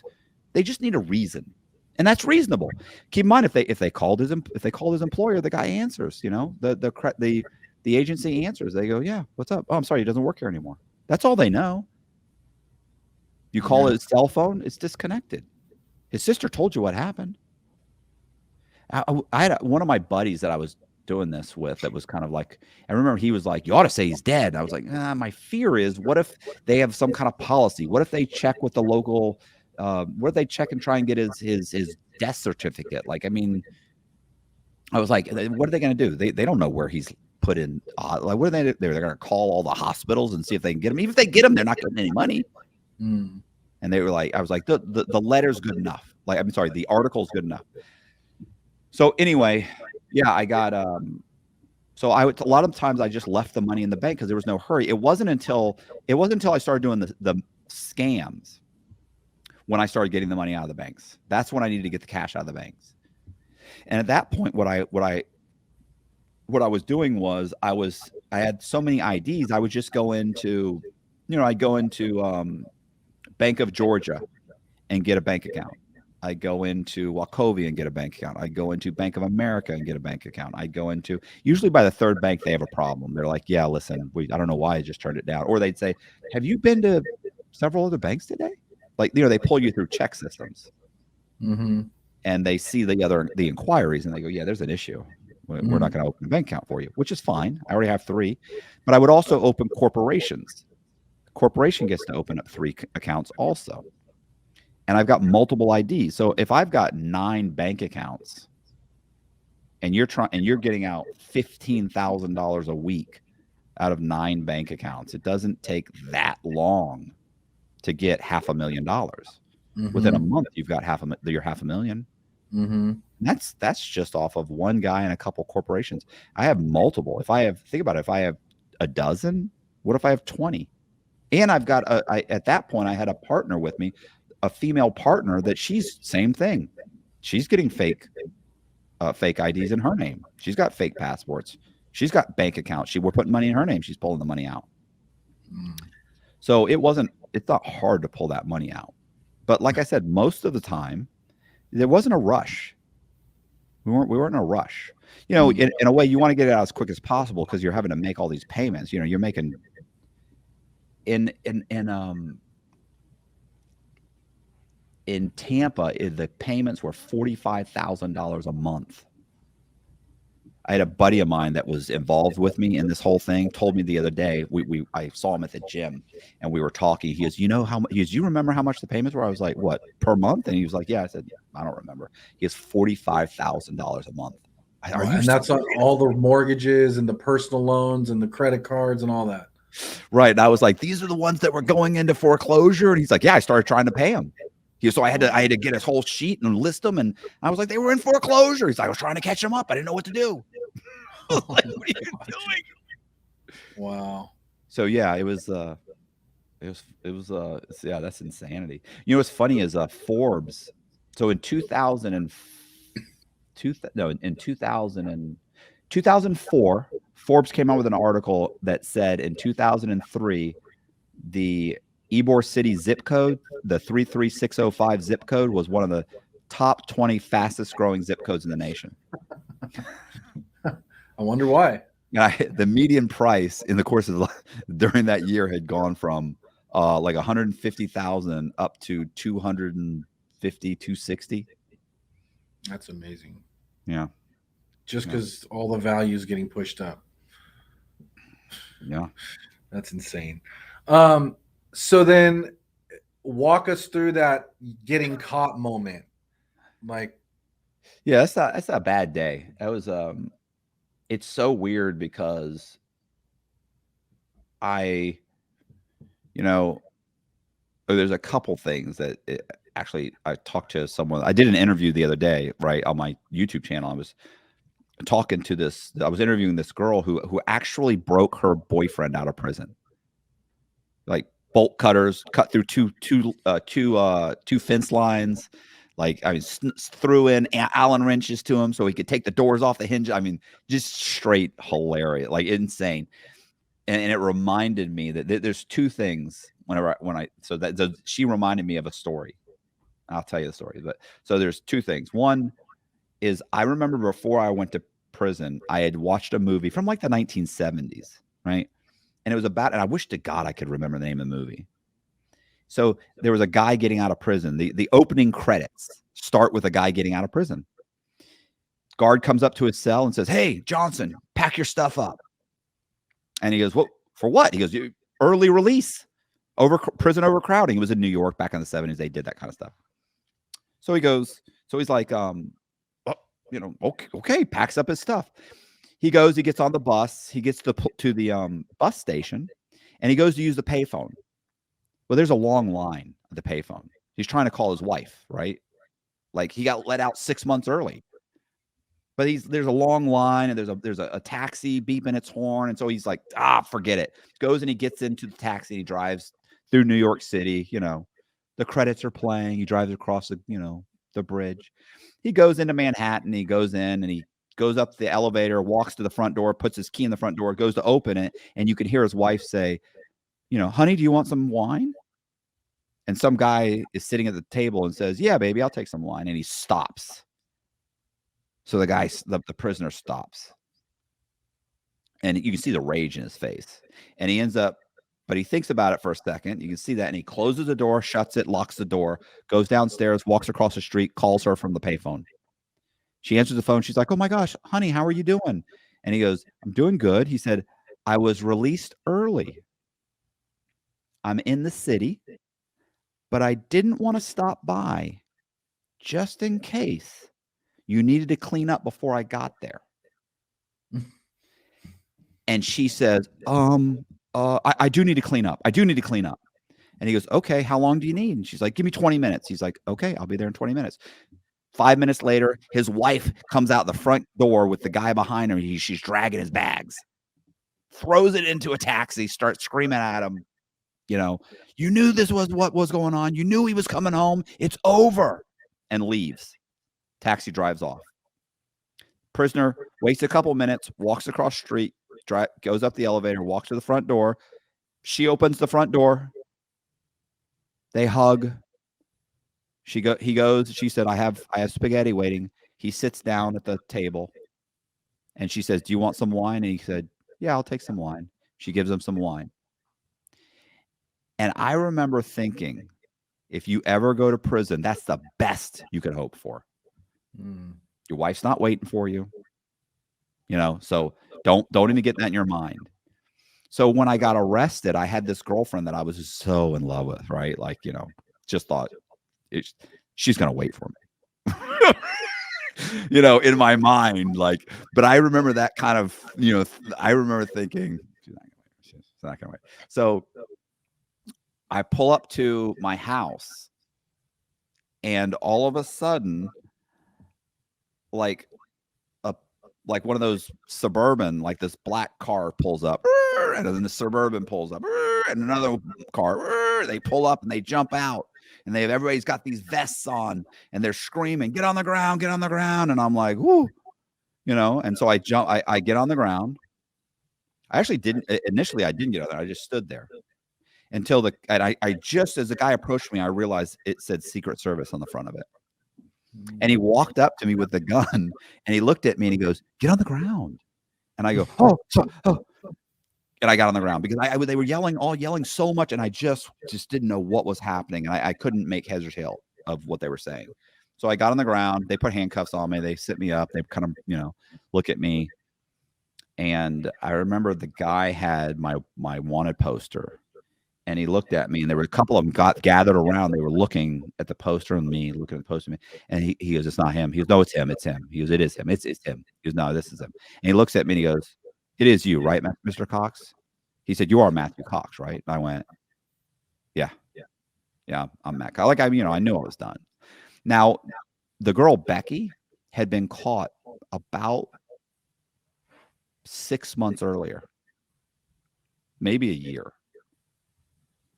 No, about 6 months. I think about 6 months earlier. She'd been caught. And they said when they got her, she yelled for an hour the whole way back to the U.S. Marshals, because U.S. Marshals got her, all the way back to their office screaming, "You guys messed up. You're going to lose your job. Somebody's going to get fired. You fucked up. I don't know who this person is. My name is Rebecca Hickey." Because she had an ID in the name Rebecca Hickey, driver's license in the state of Texas. "My name is Rebecca Hickey. You messed up. This is bullshit." All the way, denied it all the way till they put her hand on the scanner and she goes, "Okay, fine. What do you guys want to do?" I was not that gangster. I buckled immediately. This wasn't some bank manager. This wasn't some local cop. I wasn't going to talk my way out of it. I was done. So, yeah, they grabbed me. They put me in the Suburban. They drive me back to Secret Service headquarters in downtown Nashville. Like they couldn't take me in the front door. They had to drive around the back. And because there was so much press, they called that somebody must have called like the local media or something, because they were all out there with cameras and stuff. And, they drove around the back of the building. They have like a thing they drive down. And so, yeah, I brought there and handcuffed to a table and told him I wanted to talk to a lawyer. And, I said, I have no problem talking to you, but I'm going to have to get a lawyer. Like I need to know what's going on. So they fly me back to Atlanta. And then probably 6 months later, I was interviewed by the Secret Service. And maybe a couple weeks or a month after that, the FBI interviewed me.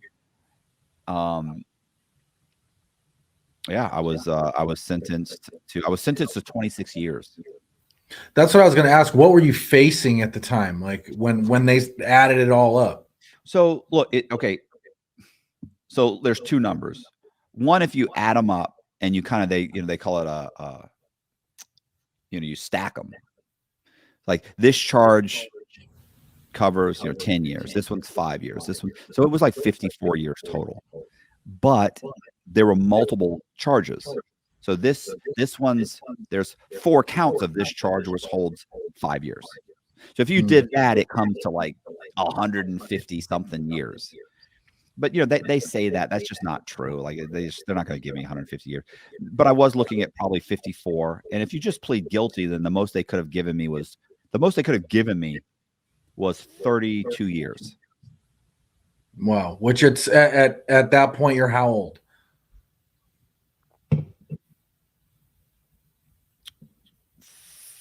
30. By the time I was sentenced, I was 38, 37 when I got arrested. Because it takes about a year. You sit in the U.S. Marshals holdover, and your lawyer comes every 2-3 weeks and tells you something horrible. And yeah, so I got 26 years. They had told me, and at that point, had you pled guilty and just told them everything? I mean, I told them everything, but like everybody else had already told them everything. Right. Like I'm not giving them anything new. Okay. They want they had new put all the information. pieces together by that point. Right. They want new information. Like, I don't have new information. When you've talked to 15 of your co-conspirators, I don't have a lot of new information. Yeah, it's so you plead guilt. I pled guilty, and hoped that something I had told them would lead to something, some kind of an arrest or something. But but it didn't. Like, I didn't. Well, for one thing, by the time I'm arrested, it's late 2007. So in 2008, I get to Coleman. So they're now investigating. Well, how much investigating do you do in 2008 on bank fraud that only amounts to around 55 million when you've got banks that have stole billions? Right. So I suddenly, when I was super high on their priority list, I'm now not high on their priority list. So it takes years before the FBI starts to show up again and starts to say, hey, we're looking at this, we're looking at that. But by that point, they just said, look, man, the entire economy is melting down. There's just no reason for us to go after these people. It's now 5-6 years old, some of these cases. And they were like, they're viable because they're bank. There's some of these have 10-year. Some of them are banks. There's 10-year statute of limitations. And they're just like, yeah, we're not going after it. Like, that's it. And I'm like, okay, well, wait a second. I was told you were going to reduce my sentence if I cooperate. Yeah, I know, but people have to be, arrested. Or I'm like, whoa, that's not what I was told. I was told, one, if I was interviewed by Dateline, they would reduce my sentence. I was interviewed by Dateline. They didn't reduce my sentence. Then a TV show called American Greed asked to interview me. They told me, the government said, look, if you're interviewed by them, we'll reduce your sentence. A lot of people will tell you, oh, you should have got it in writing. Okay, right. So you say, I want it in writing. They go fuck yourself. We're not giving it to you in writing. Take my word for it.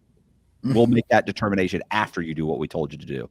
Most people, you always get these gangsters like, well, I tell them to go screw themselves. I'll just go do my 26 years. No, you won't. Your wife is crying. She's divorcing you. Your kids don't know your name. They're already calling somebody else daddy. You've lost all your stuff. Your parents are sick. You want to get out of prison. Those people that you don't want to cooperate against, all those people, all your buddies that you're like, I'm not going to tell on your buddies don't call you. They don't come see you. They don't put money on their books. Some of them are trying to sleep with your wife. Like, come on, man. Like, I get it. It sounds good when you're sitting in your living room in the air conditioning, eating pizza and watching a series on Netflix. But when you haven't, when you're eating crap and your kids are crying, no. Yeah. No. You're ready to cut people's heads off. You're ready to cut people's throats. It's over. I'll do anything to get out of here. But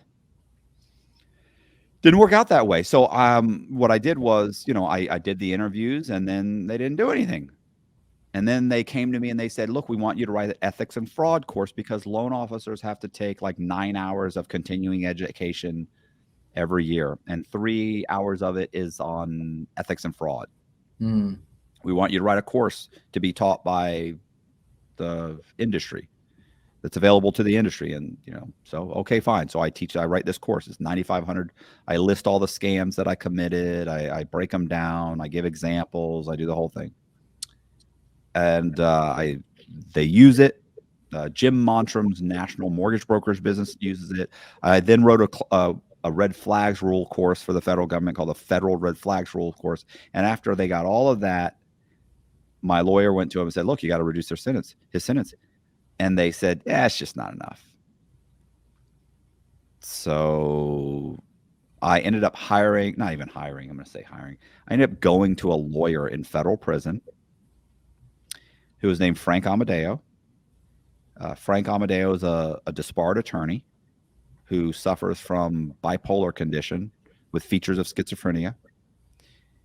And he's he's out there, and he was filing people's, filing motions for people like 2255s, they're what they're called. And I called several lawyers on the street, and all of them said there's nothing you can do. You cannot compel, you cannot force the government to reduce your sentence, and the court cannot compel them to reduce your sentence. They have to make it on their own. They have to make that decision on their own, and they've made it, and they're saying they're not going to do it. So I go to Frank, and I explain it to Frank, and Frank files a 2255 motion for me. Says Mr. Cox cooperated with you, did all these things that you told him to do, and you misled him, and his lawyer obviously didn't know the law. So Mr. Cox basically, we want to take his plea back. And the government eventually came back and said, okay, we'll reduce his sentence, but we don't know what to reduce it to. So they bring me back to court in front of the judge. We explain everything I've done to the judge, and the judge says, I'm going to knock 7 years off your sentence.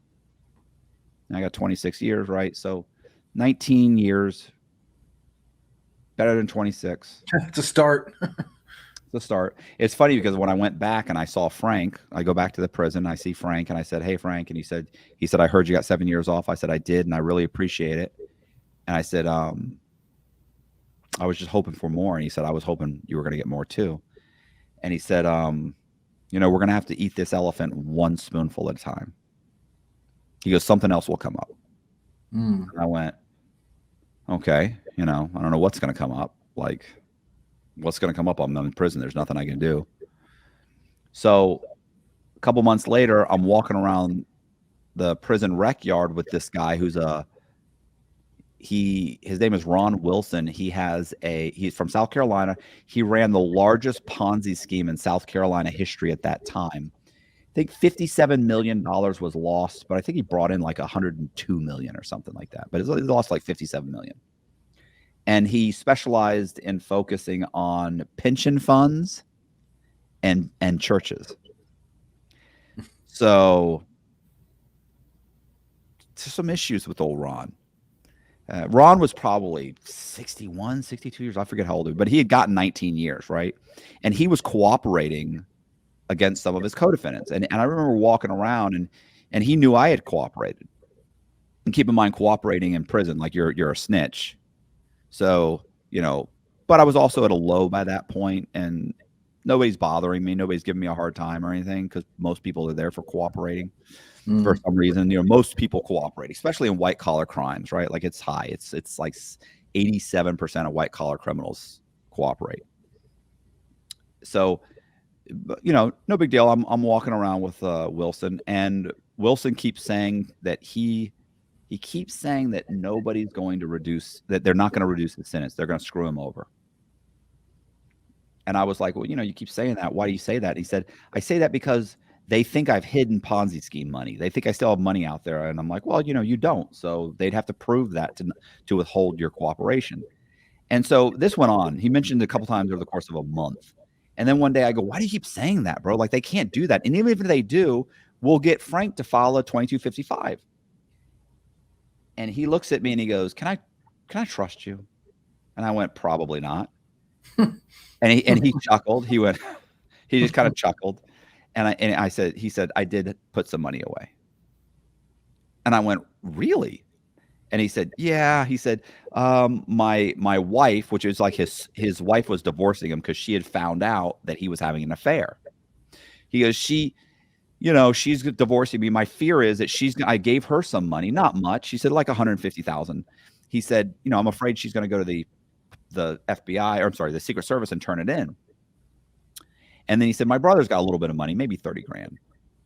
And I was like, okay. And he said, so I'm afraid they're going to turn that money in. I said, well, I doubt that, because they've already they were already interviewed by the Secret Service and said they didn't have any money. Like, that's obstruction of justice. So he's like, you don't understand. I was like, okay. Maybe a month later, I'm talking to my lawyer on the phone. I asked her for my transcripts because I was writing a book. I wrote a memoir, and I wanted to include some of the things that were said at my sentencing. I can't remember exactly. If you can, she's going to order them. It doesn't cost much. So I was like, okay, hey, can you order those? And she said, yeah, I'll order them. And I said, okay. She says, how's it going in there? I said, that's fine. She goes, anything going on? I went, like, what do you mean? She goes, anything you want to talk about? And I thought, like, this woman didn't want to talk to me when she was representing me. So I was like, no, not really, nothing. And I went, you know what? Wait a second. Listen to this. And I told her what Wilson had said. And she's, let me look into it. I said, okay. Now I'm thinking it doesn't matter. It's barely any money. They didn't want to give me anything last time when they promised me they'd give me something. So a week later, a guard comes up to me and goes, you got to go to the SIS office. And I was like, okay. So I go there. And at this point, I was writing guys' true crime stories. I've written a bunch of true crime stories. And so every once in a while, I would get called into SIS. It's kind of like their internal FBI. And they would say, hey, you got this in the mail, on this inmate. What are you doing? But by this point, they knew what I was doing. So they just call me and say, Cox, are you writing a story on this guy? And I go, yeah, I'm writing a story. And they go, okay, well, here, this came for you. And, here. Like they caught it in the mail room. They don't want to give it to you. But here, they'd give it to me. So I go in there and I'm waiting for him to give me my mail. And this correctional officer says, sit down. And I sit down at his desk and he picks up the phone and he calls somebody and goes, here, you got to talk to this guy. And I go, hello? And I'm like, hello? And the guy says, hey, this is Agent Griffin from the Secret Service. I understand you know where Ron Wilson hid money. And I'm like, holy shit. And I'm like, I mean, I do, but it's not a lot of money. And I'm not telling you where it is unless I get something in writing. He says, I'll work on that. A week or two later, I get an email from him that says, from the U.S. attorney, that says, if Mr. Cox gives you information that leads to an arrest or the substantial amount of money returned, we'll reduce his sentence. We'll consider reducing his sentence. Mm-hmm. That's the best you're going to get. So I tell him what I know. They call Wilson's wife. They call the brother. They come in. Wilson's wife, first, she denies, I don't have nothing, and she leaves. The next morning, she comes in. She gives him $350,000 in cash, gold, and silver bullion. Way more than what he told me. Wow. And his brother comes in right after her and gives him $150,000 in cash. I mean, it's basically $500,000 in goods. And they're like, okay. So they get indicted for obstruction of justice. They get one gets 60 community hours or something. One of them gets 6 months probation. It's not even a felony. So they get charged. They don't go to jail, obviously. They get charged. That's what happens. They get Wilson gets reindicted, and he gets 6 months added onto his sentence, which is nothing, right? He's already got 19 and a half years. He now has they rounded it off to 20. Big deal. And then so my lawyer, we go to 3, 4, 5, 6 months go by. My lawyer goes to we go to the U.S. attorney, and they're like, I don't know what he's talking about. Well, you said you'd reduce my sentence. And they're like, we'll look into it. So then Frank files another motion, 2255, saying this is what happened. The government comes back and says, Your Honor, we don't know anything about this. We send in the letter saying where they said they did know about it and they were going to give me something. And the judge comes back and basically what happens is that we go back and forth. And immediately they give me another lawyer. The lawyer flies down and we negotiate another sentence reduction. And so I get another 5 years knocked off my sentence. By this point, I'm now basically a year away from getting out of prison. Wow. A year later, boom, I'm in a halfway house. Mm. So that was 4 years ago. I got the halfway house, 4 years ago. I've been on federal probation for 4 years. I have 1 more year of probation. I started a YouTube channel 2 years ago. It is what it is. Yeah. Yeah, what an amazing story. That's Bro, I'm supposed to be in prison right now. Yeah. My out date was 2030. Wow. Right? That's really unbelievable. Can you imagine how good I feel? I feel great. And listen to this. Wilson got out early. He got the COVID Relief Act thing. They let him out. So it worked out for him in the end as well. Listen, I actually would love to talk to the guy. I'd love to call him up and get an interview. He's got a great story. You should call him. His name's Ron Wilson. Yeah. Let's oh no, Ron you don't Wilson do true crime. You don't do true crime. You do your real estate. Yeah. Real estate, entrepreneurship. I don't know. Listen, this is barely real estate. You really went out on a limb on this one. This was a stretch.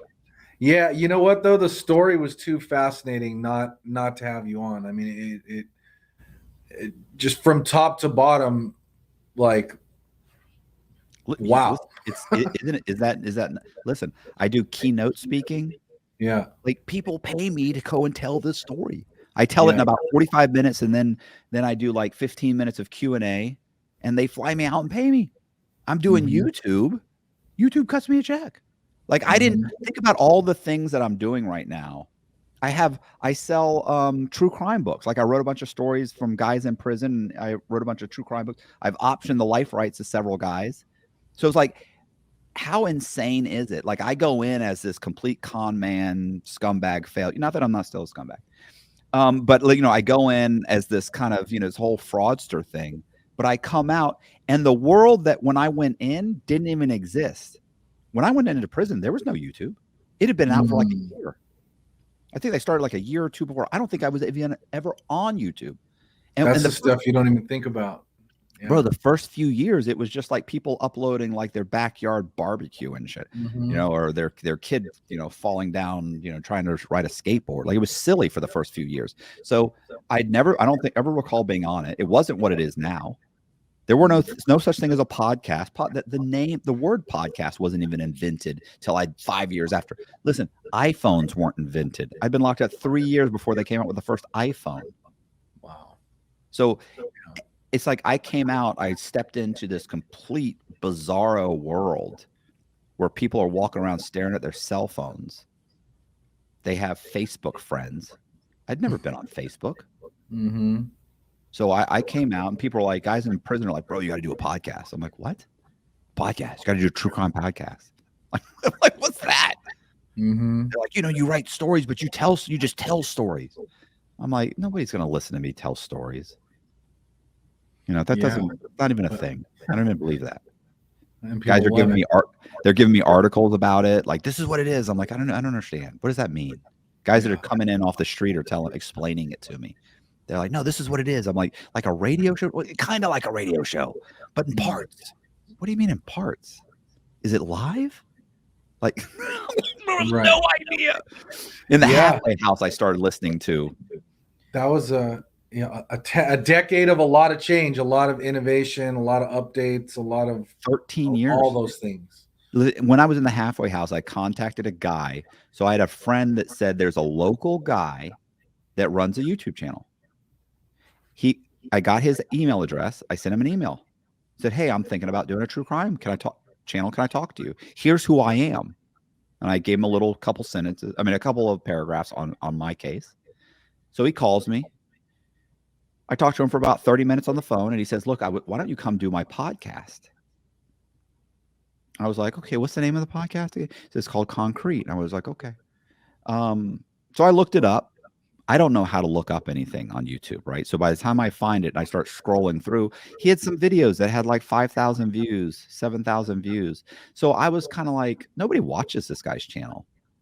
Like, I'll go do it because nobody's ever going to see this. Because to me, I always heard about millions of views. So I go and I do his podcast. He said, I walk in and he goes, he said, okay, how long does it take to tell your story? I said, bro, I can tell you my story in 10 minutes, in 20 minutes, in 45 minutes, in an hour, or 2 hours. I said, tell me. I said, it's just a matter of how much detail you want to hear. Like, trust me, what you just heard, I scaled way down. And he said, give me the 2-hour version. All right. 2 hours and 20 minutes later, maybe 15 minutes later, we're done. Because he asked some questions. We're done. Afterward, he said, you need to start a YouTube channel, bro. He said, this is going to be big. And I was like, and I was living in someone's spare room. Like, I'm living in somebody's spare room. Like, I've been out of the halfway house a few months. Like, I can barely pay my bills. And I said, I'm not starting a YouTube channel. I don't even know how to start it. And he goes, you got a cell phone? I was like, man, come on. I'm like, I don't know how to do that. I barely even use I can't even use my iPhone.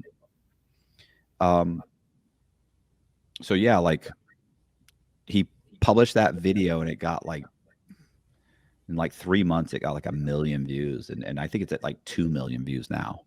Wow. Yeah, but it was stupid because I didn't do anything. Like a year and a half went by before I started posting videos. Because by that point I realized, wow, because what happened at that point, people started it's funny, entrepreneur companies started calling me and saying, hey, will you come have lunch with us? And I was like, we'll give you a couple grand if you'll just come have lunch with us. We'll fly in, put you in a hotel. It's like, are you serious? So that happened, and then mortgage these conventions or associations called me and started saying, hey, can you come out and be a keynote speaker? I don't even know what a keynote speaker is. Yeah. I had to look it up. Yeah. So that's what I do that, the YouTube. And that's how you're rebuilding your life, is through the book royalties and podcasting, YouTube, Right. keynote speeches, all that kind of stuff. Yeah. And then are you required? Is there any sort of like repayment and of all course. that? Like, bro, I paid like $900 last month. Like every month they hit me, sometimes it's not much. Sometimes it's $150, $200. Sometimes it's $800. Sometimes it's $900. Sometimes it's $200. It's based on how much money I bring in. My restitution payments are based on what I bring in. Just so it's like a percentage of whatever you make that month. Right. Yeah. My probation, listen, the first year I was on probation, I was getting piss tested twice a month. My probation officer stopping by constantly, because you have to understand, the last time I was on probation, I sold $11.5 million while on probation. So they were like, that's not happening again. I was like, all right, I hear you. You're not wrong. I get it. Yeah. I know what you're thinking, but I'm all better now. So they were, for the first year, it was rough. And then it got a little bit better. And now my probation officer, she stops by. They still come by. She came by like 2-3 weeks ago. But it's not like it was before. She comes in, we talk. She's like, what are you doing? How's this going? When are you going to do, because I tell her like, hey, my schedule, like, hey, I'm going to, Cincinnati, Ohio or something to do a keynote speaking. I have to ask her for permission. And so she, she's like, hey, when are you going again? I was like, it's this time. And she's like, okay. So yeah, she's cool now, because now she realizes, How many more years of that do you have? I actually have one more year. One more year as of basically right now, because I started in early July. That's great. Well, we'll see. A lot of lessons learned along the way, I'm sure. Yeah. What advice would you have, or closing thoughts would you have to, to put a cherry on top of this story? I don't think there is a cherry on the top of the story. I think, I think the problem is, like, I love telling the story, right? Like, you can see it in me. I'm arrogant. I'm narcissistic. Like, I'm an asshole. I love telling the story, but, other than the fact is I have, I usually basically kind of say like, people typically really say this. They say, oh, you only stole from the banks, and, and that's true, but I still have several people. I have like 4 people that lost money, right? Like, I moved into your house and I got 6 mortgages on your house. Like, it's going to be a problem for you. You're going to have to get a lawyer. Now, maybe you could do it yourself, but you're not a lawyer. You're probably just going to get a lawyer, because you got to call the banks. You have to, you're terrified. You don't really know what your rights are. So I had some people. I had a doctor who spent like, I think, $14,000. That CPA guy, he spent like $7,000. Somebody else spent $5,000. Like, I think the total is like $30,000. I owe like $30,000 to like 4 different people. But everything else is banks, But one, like, they didn't have that coming. Like, this is just some doctor living his life, doing the right thing. And his biggest mistake was just crossing my path. Like, he didn't do anything wrong. It's not like all the signs were there. They weren't there. I was a perfect tenant. So, I feel bad about that. And I think, you know, and then and although this is a selfish thing to say, as much as joy as I get telling the story, like, you know, I got out of prison. I was 49 then, you know, 53 now, just turned 53. So, you know, I got out and no, I just turned 54. So I was 50 when I got out. So I was just a couple days later, I turned 50. So the point is that, you know, you're 50 years old, you're starting over with nothing, nothing. Someone looks up my name, like, I'm not getting a job at the bank. Who wants to hire me? So, you know, it just, I got lucky. I'm one of the luckiest people I know because I was able to spin this into what's turning into a career. Right. Right. But most people aren't going to be that lucky. Most people will commit fraud. They'll get out. They'll have a felony. By the time they get out, their wife's left them. You know, maybe their kids have seen them in the course of 2 or 3 years. Like if you get a sentence like mine, it's just over. Most guys like me probably get out and they hopefully the best they can hope for is maybe they end up selling cars. That's it. Like you know, unless you want to work construction or you want to do something else, maybe you could work at FedEx. They, you know, they'll hire felons. Not a lot of places hire felons, but you know, like it's going to be tough to bounce back. And you're 50, and what do you have? Nothing. Like I always have these guys like, oh, was it worth it? No, it wasn't worth it. Are you insane? You always have these jerk offs who say, well, yeah, it made me the man I am today. Are you? What are you? The man you are today? You're a scumbag that went to prison for 13 years, got out, and you've got 14 felonies. You know, people, half the people just despise you. Nobody trusts you, and for good reason. You don't even have an argument. So, you know, you can't even say, oh, well, you don't know me. No, well, based on what I do know, that's true. You're a scumbag. So I have every right not to. You know, women, listen, dating, it's over. I mean, I met my wife in the halfway house. Really? She did 5 years for a meth conspiracy. And listen, thank God nobody would date me. Like all the horrible things that have happened, you know, to me because of me, absolutely because of me. Like I brought everything on myself. Like luckily, it's been working out. You know, I've managed to make it work out. Like out of every woman that I dated, if you lined them all up throughout my whole life, I would pick my wife. It was the best one. Like, thank God this chick wouldn't date me. I wouldn't have ended up with my wife. So all these horrible things that at the moment were like horrible,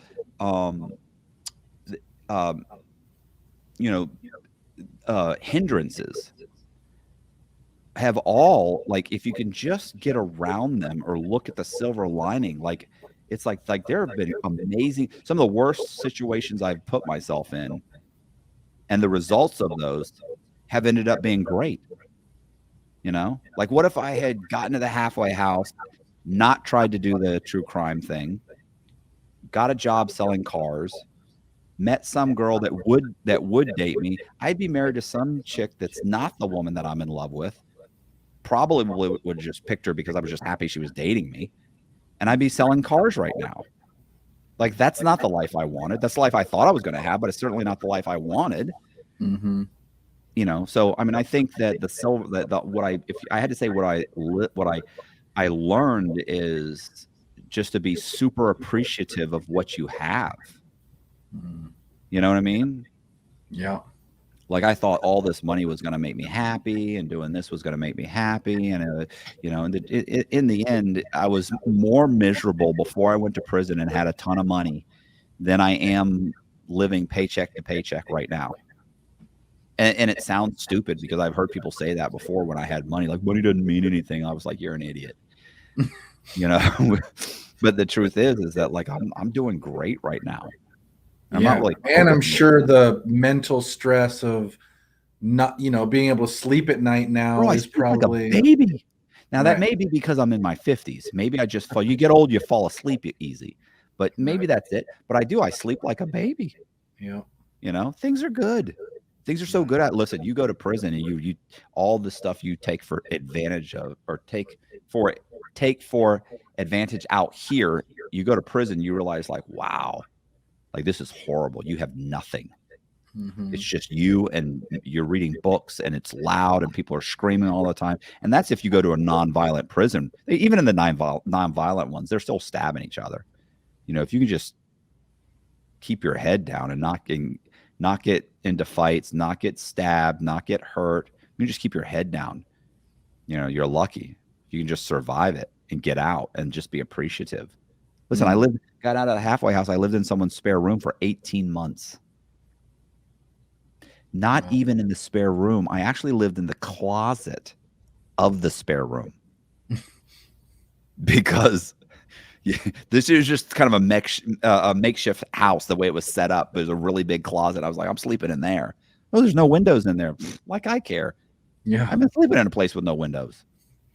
It's nice to have a clean place to go to sleep. I was happy to be able to watch TV. I didn't have to write down what I wanted to on a list and then have these guys kind of decide whether they were going to let you watch it or not. Listen, you've got these iPhones. It's magic. You're walking around with magic in your hand. You don't even know it. I hear people complain about ridiculous things. Man, every time I start to complain about something, I just think, bro, what are you doing? You're supposed to be in prison right now. You're supposed to be in prison. Could be a lot worse. Hold on. What? The what? No, because I don't go to the pool. You do. This is my wife's daughter. She's the only one who uses a key card to the pool and can never find it. Tell her we say hi. So I just have one final question, just to kind of wrap up. What advice would you give to people to, let's say, avoid being the victim of stuff like this, or avoid being targeted, or kind of just any kind of tips you could give to, you know, the real estate professionals out there, the average Joe out there, on how to not get conned, scammed, you know, any thoughts on that?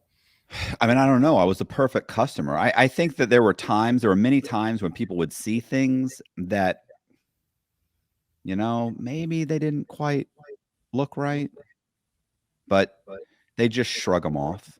You know, a lot of times their intuition, like, you know, it's like follow your intuition. The few times that I've really gotten screwed up is not because someone caught something, but it's because they followed their intuition and they realize something's not right. Something's not right. You know, like I'm a big believer in intuition.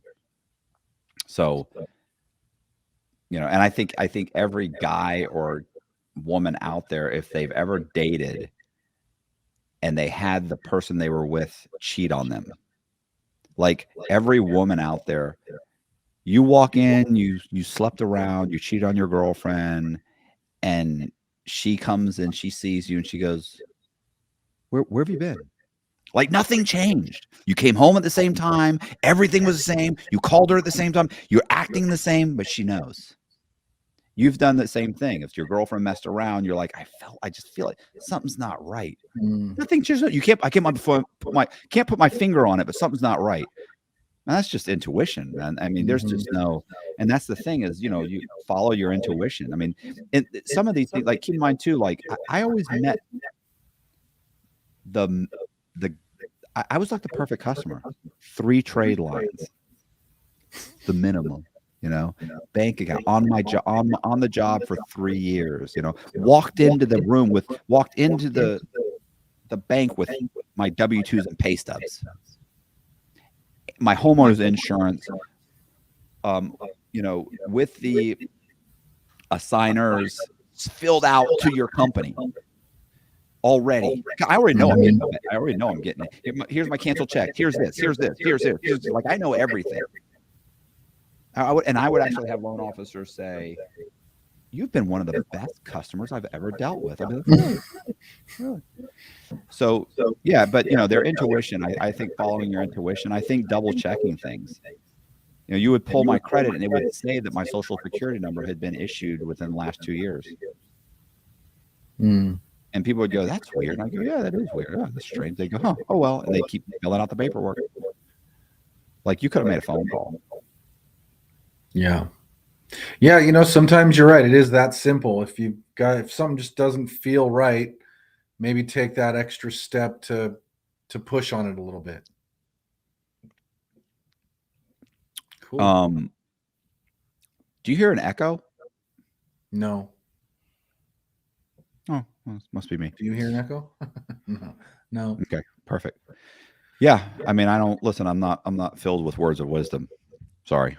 No, that's totally good. I think that was kind of what I was, hoping to hear is just, anybody can fall for it. And if something just doesn't feel right, maybe take that extra minute to push a little deeper. Yeah, I mean, I can't imagine that a real customer would be offended if you asked a few more questions or made a call. They already expect you to call. 100%. Well, I got to say, this has been an incredible interview, incredible story you have. For the people that do want to connect with you, talk about the podcast, how they can find you, all that. Yeah, I mean, it's on, obviously I have a YouTube channel. It's my name. It's Matthew Cox, Inside True Crime, Awesome. and I'm on Spotify and, app, what was it called? iTunes and, all of that. And, I have, the book. I have a book. You could put the link in the description. Yeah, we'll do that. If anybody, I don't know who's, yeah, check out the book. I never see a spike. So that's why I'm just kind of like, it doesn't matter. But yeah, we'll see. Yeah. So, for those that do want it, check that out. I think it's a whole series too, right? It's your story and then several others. Yeah, I wrote. I mean, I've written a bunch of synopses, which are basically like true crime stories, like you would see in Rolling Stone magazine. But I also wrote several books. I wrote, I think, 8 books, but there's only 7 of them that are available. But yeah, these are guys the guy Frank Amadeo that wrote my story. I mean, that helped me with legal work. I wrote his story. I wrote another guy's story that was locked up. He shouldn't be locked up. I've written a bunch. I got some. I wrote a book called Generation Oxy. I've written a bunch of books. So there's a bunch of and they're all true crime books. Like, I order the documents, the Freedom of Information Act. I would do the research from inside prison because I have nothing but time. Right. And I interview the guys because, they're in there with me. So yeah, well, that's very cool. Yeah. Highly recommend everyone check those out. Any final thoughts before we part ways? No, you're better at this than I am. My interviews are horrible. Well, thank you. I like the bull. The bull right here. Yep. Yeah. Because there's 2 things we're about on this show: real estate and making money. So, we like the bulls. Yeah. Right. Anyway, again, Matthew, man, really appreciate the time. This is probably one of our longest podcast episodes, but it was a great story, and I don't think there's a dull moment in the whole thing. So really appreciate your time. For those of you that have any questions, put them in the description or in the link down below. As usual, if you like money and you like real estate, hit that subscribe button, and we'll see you on the next one.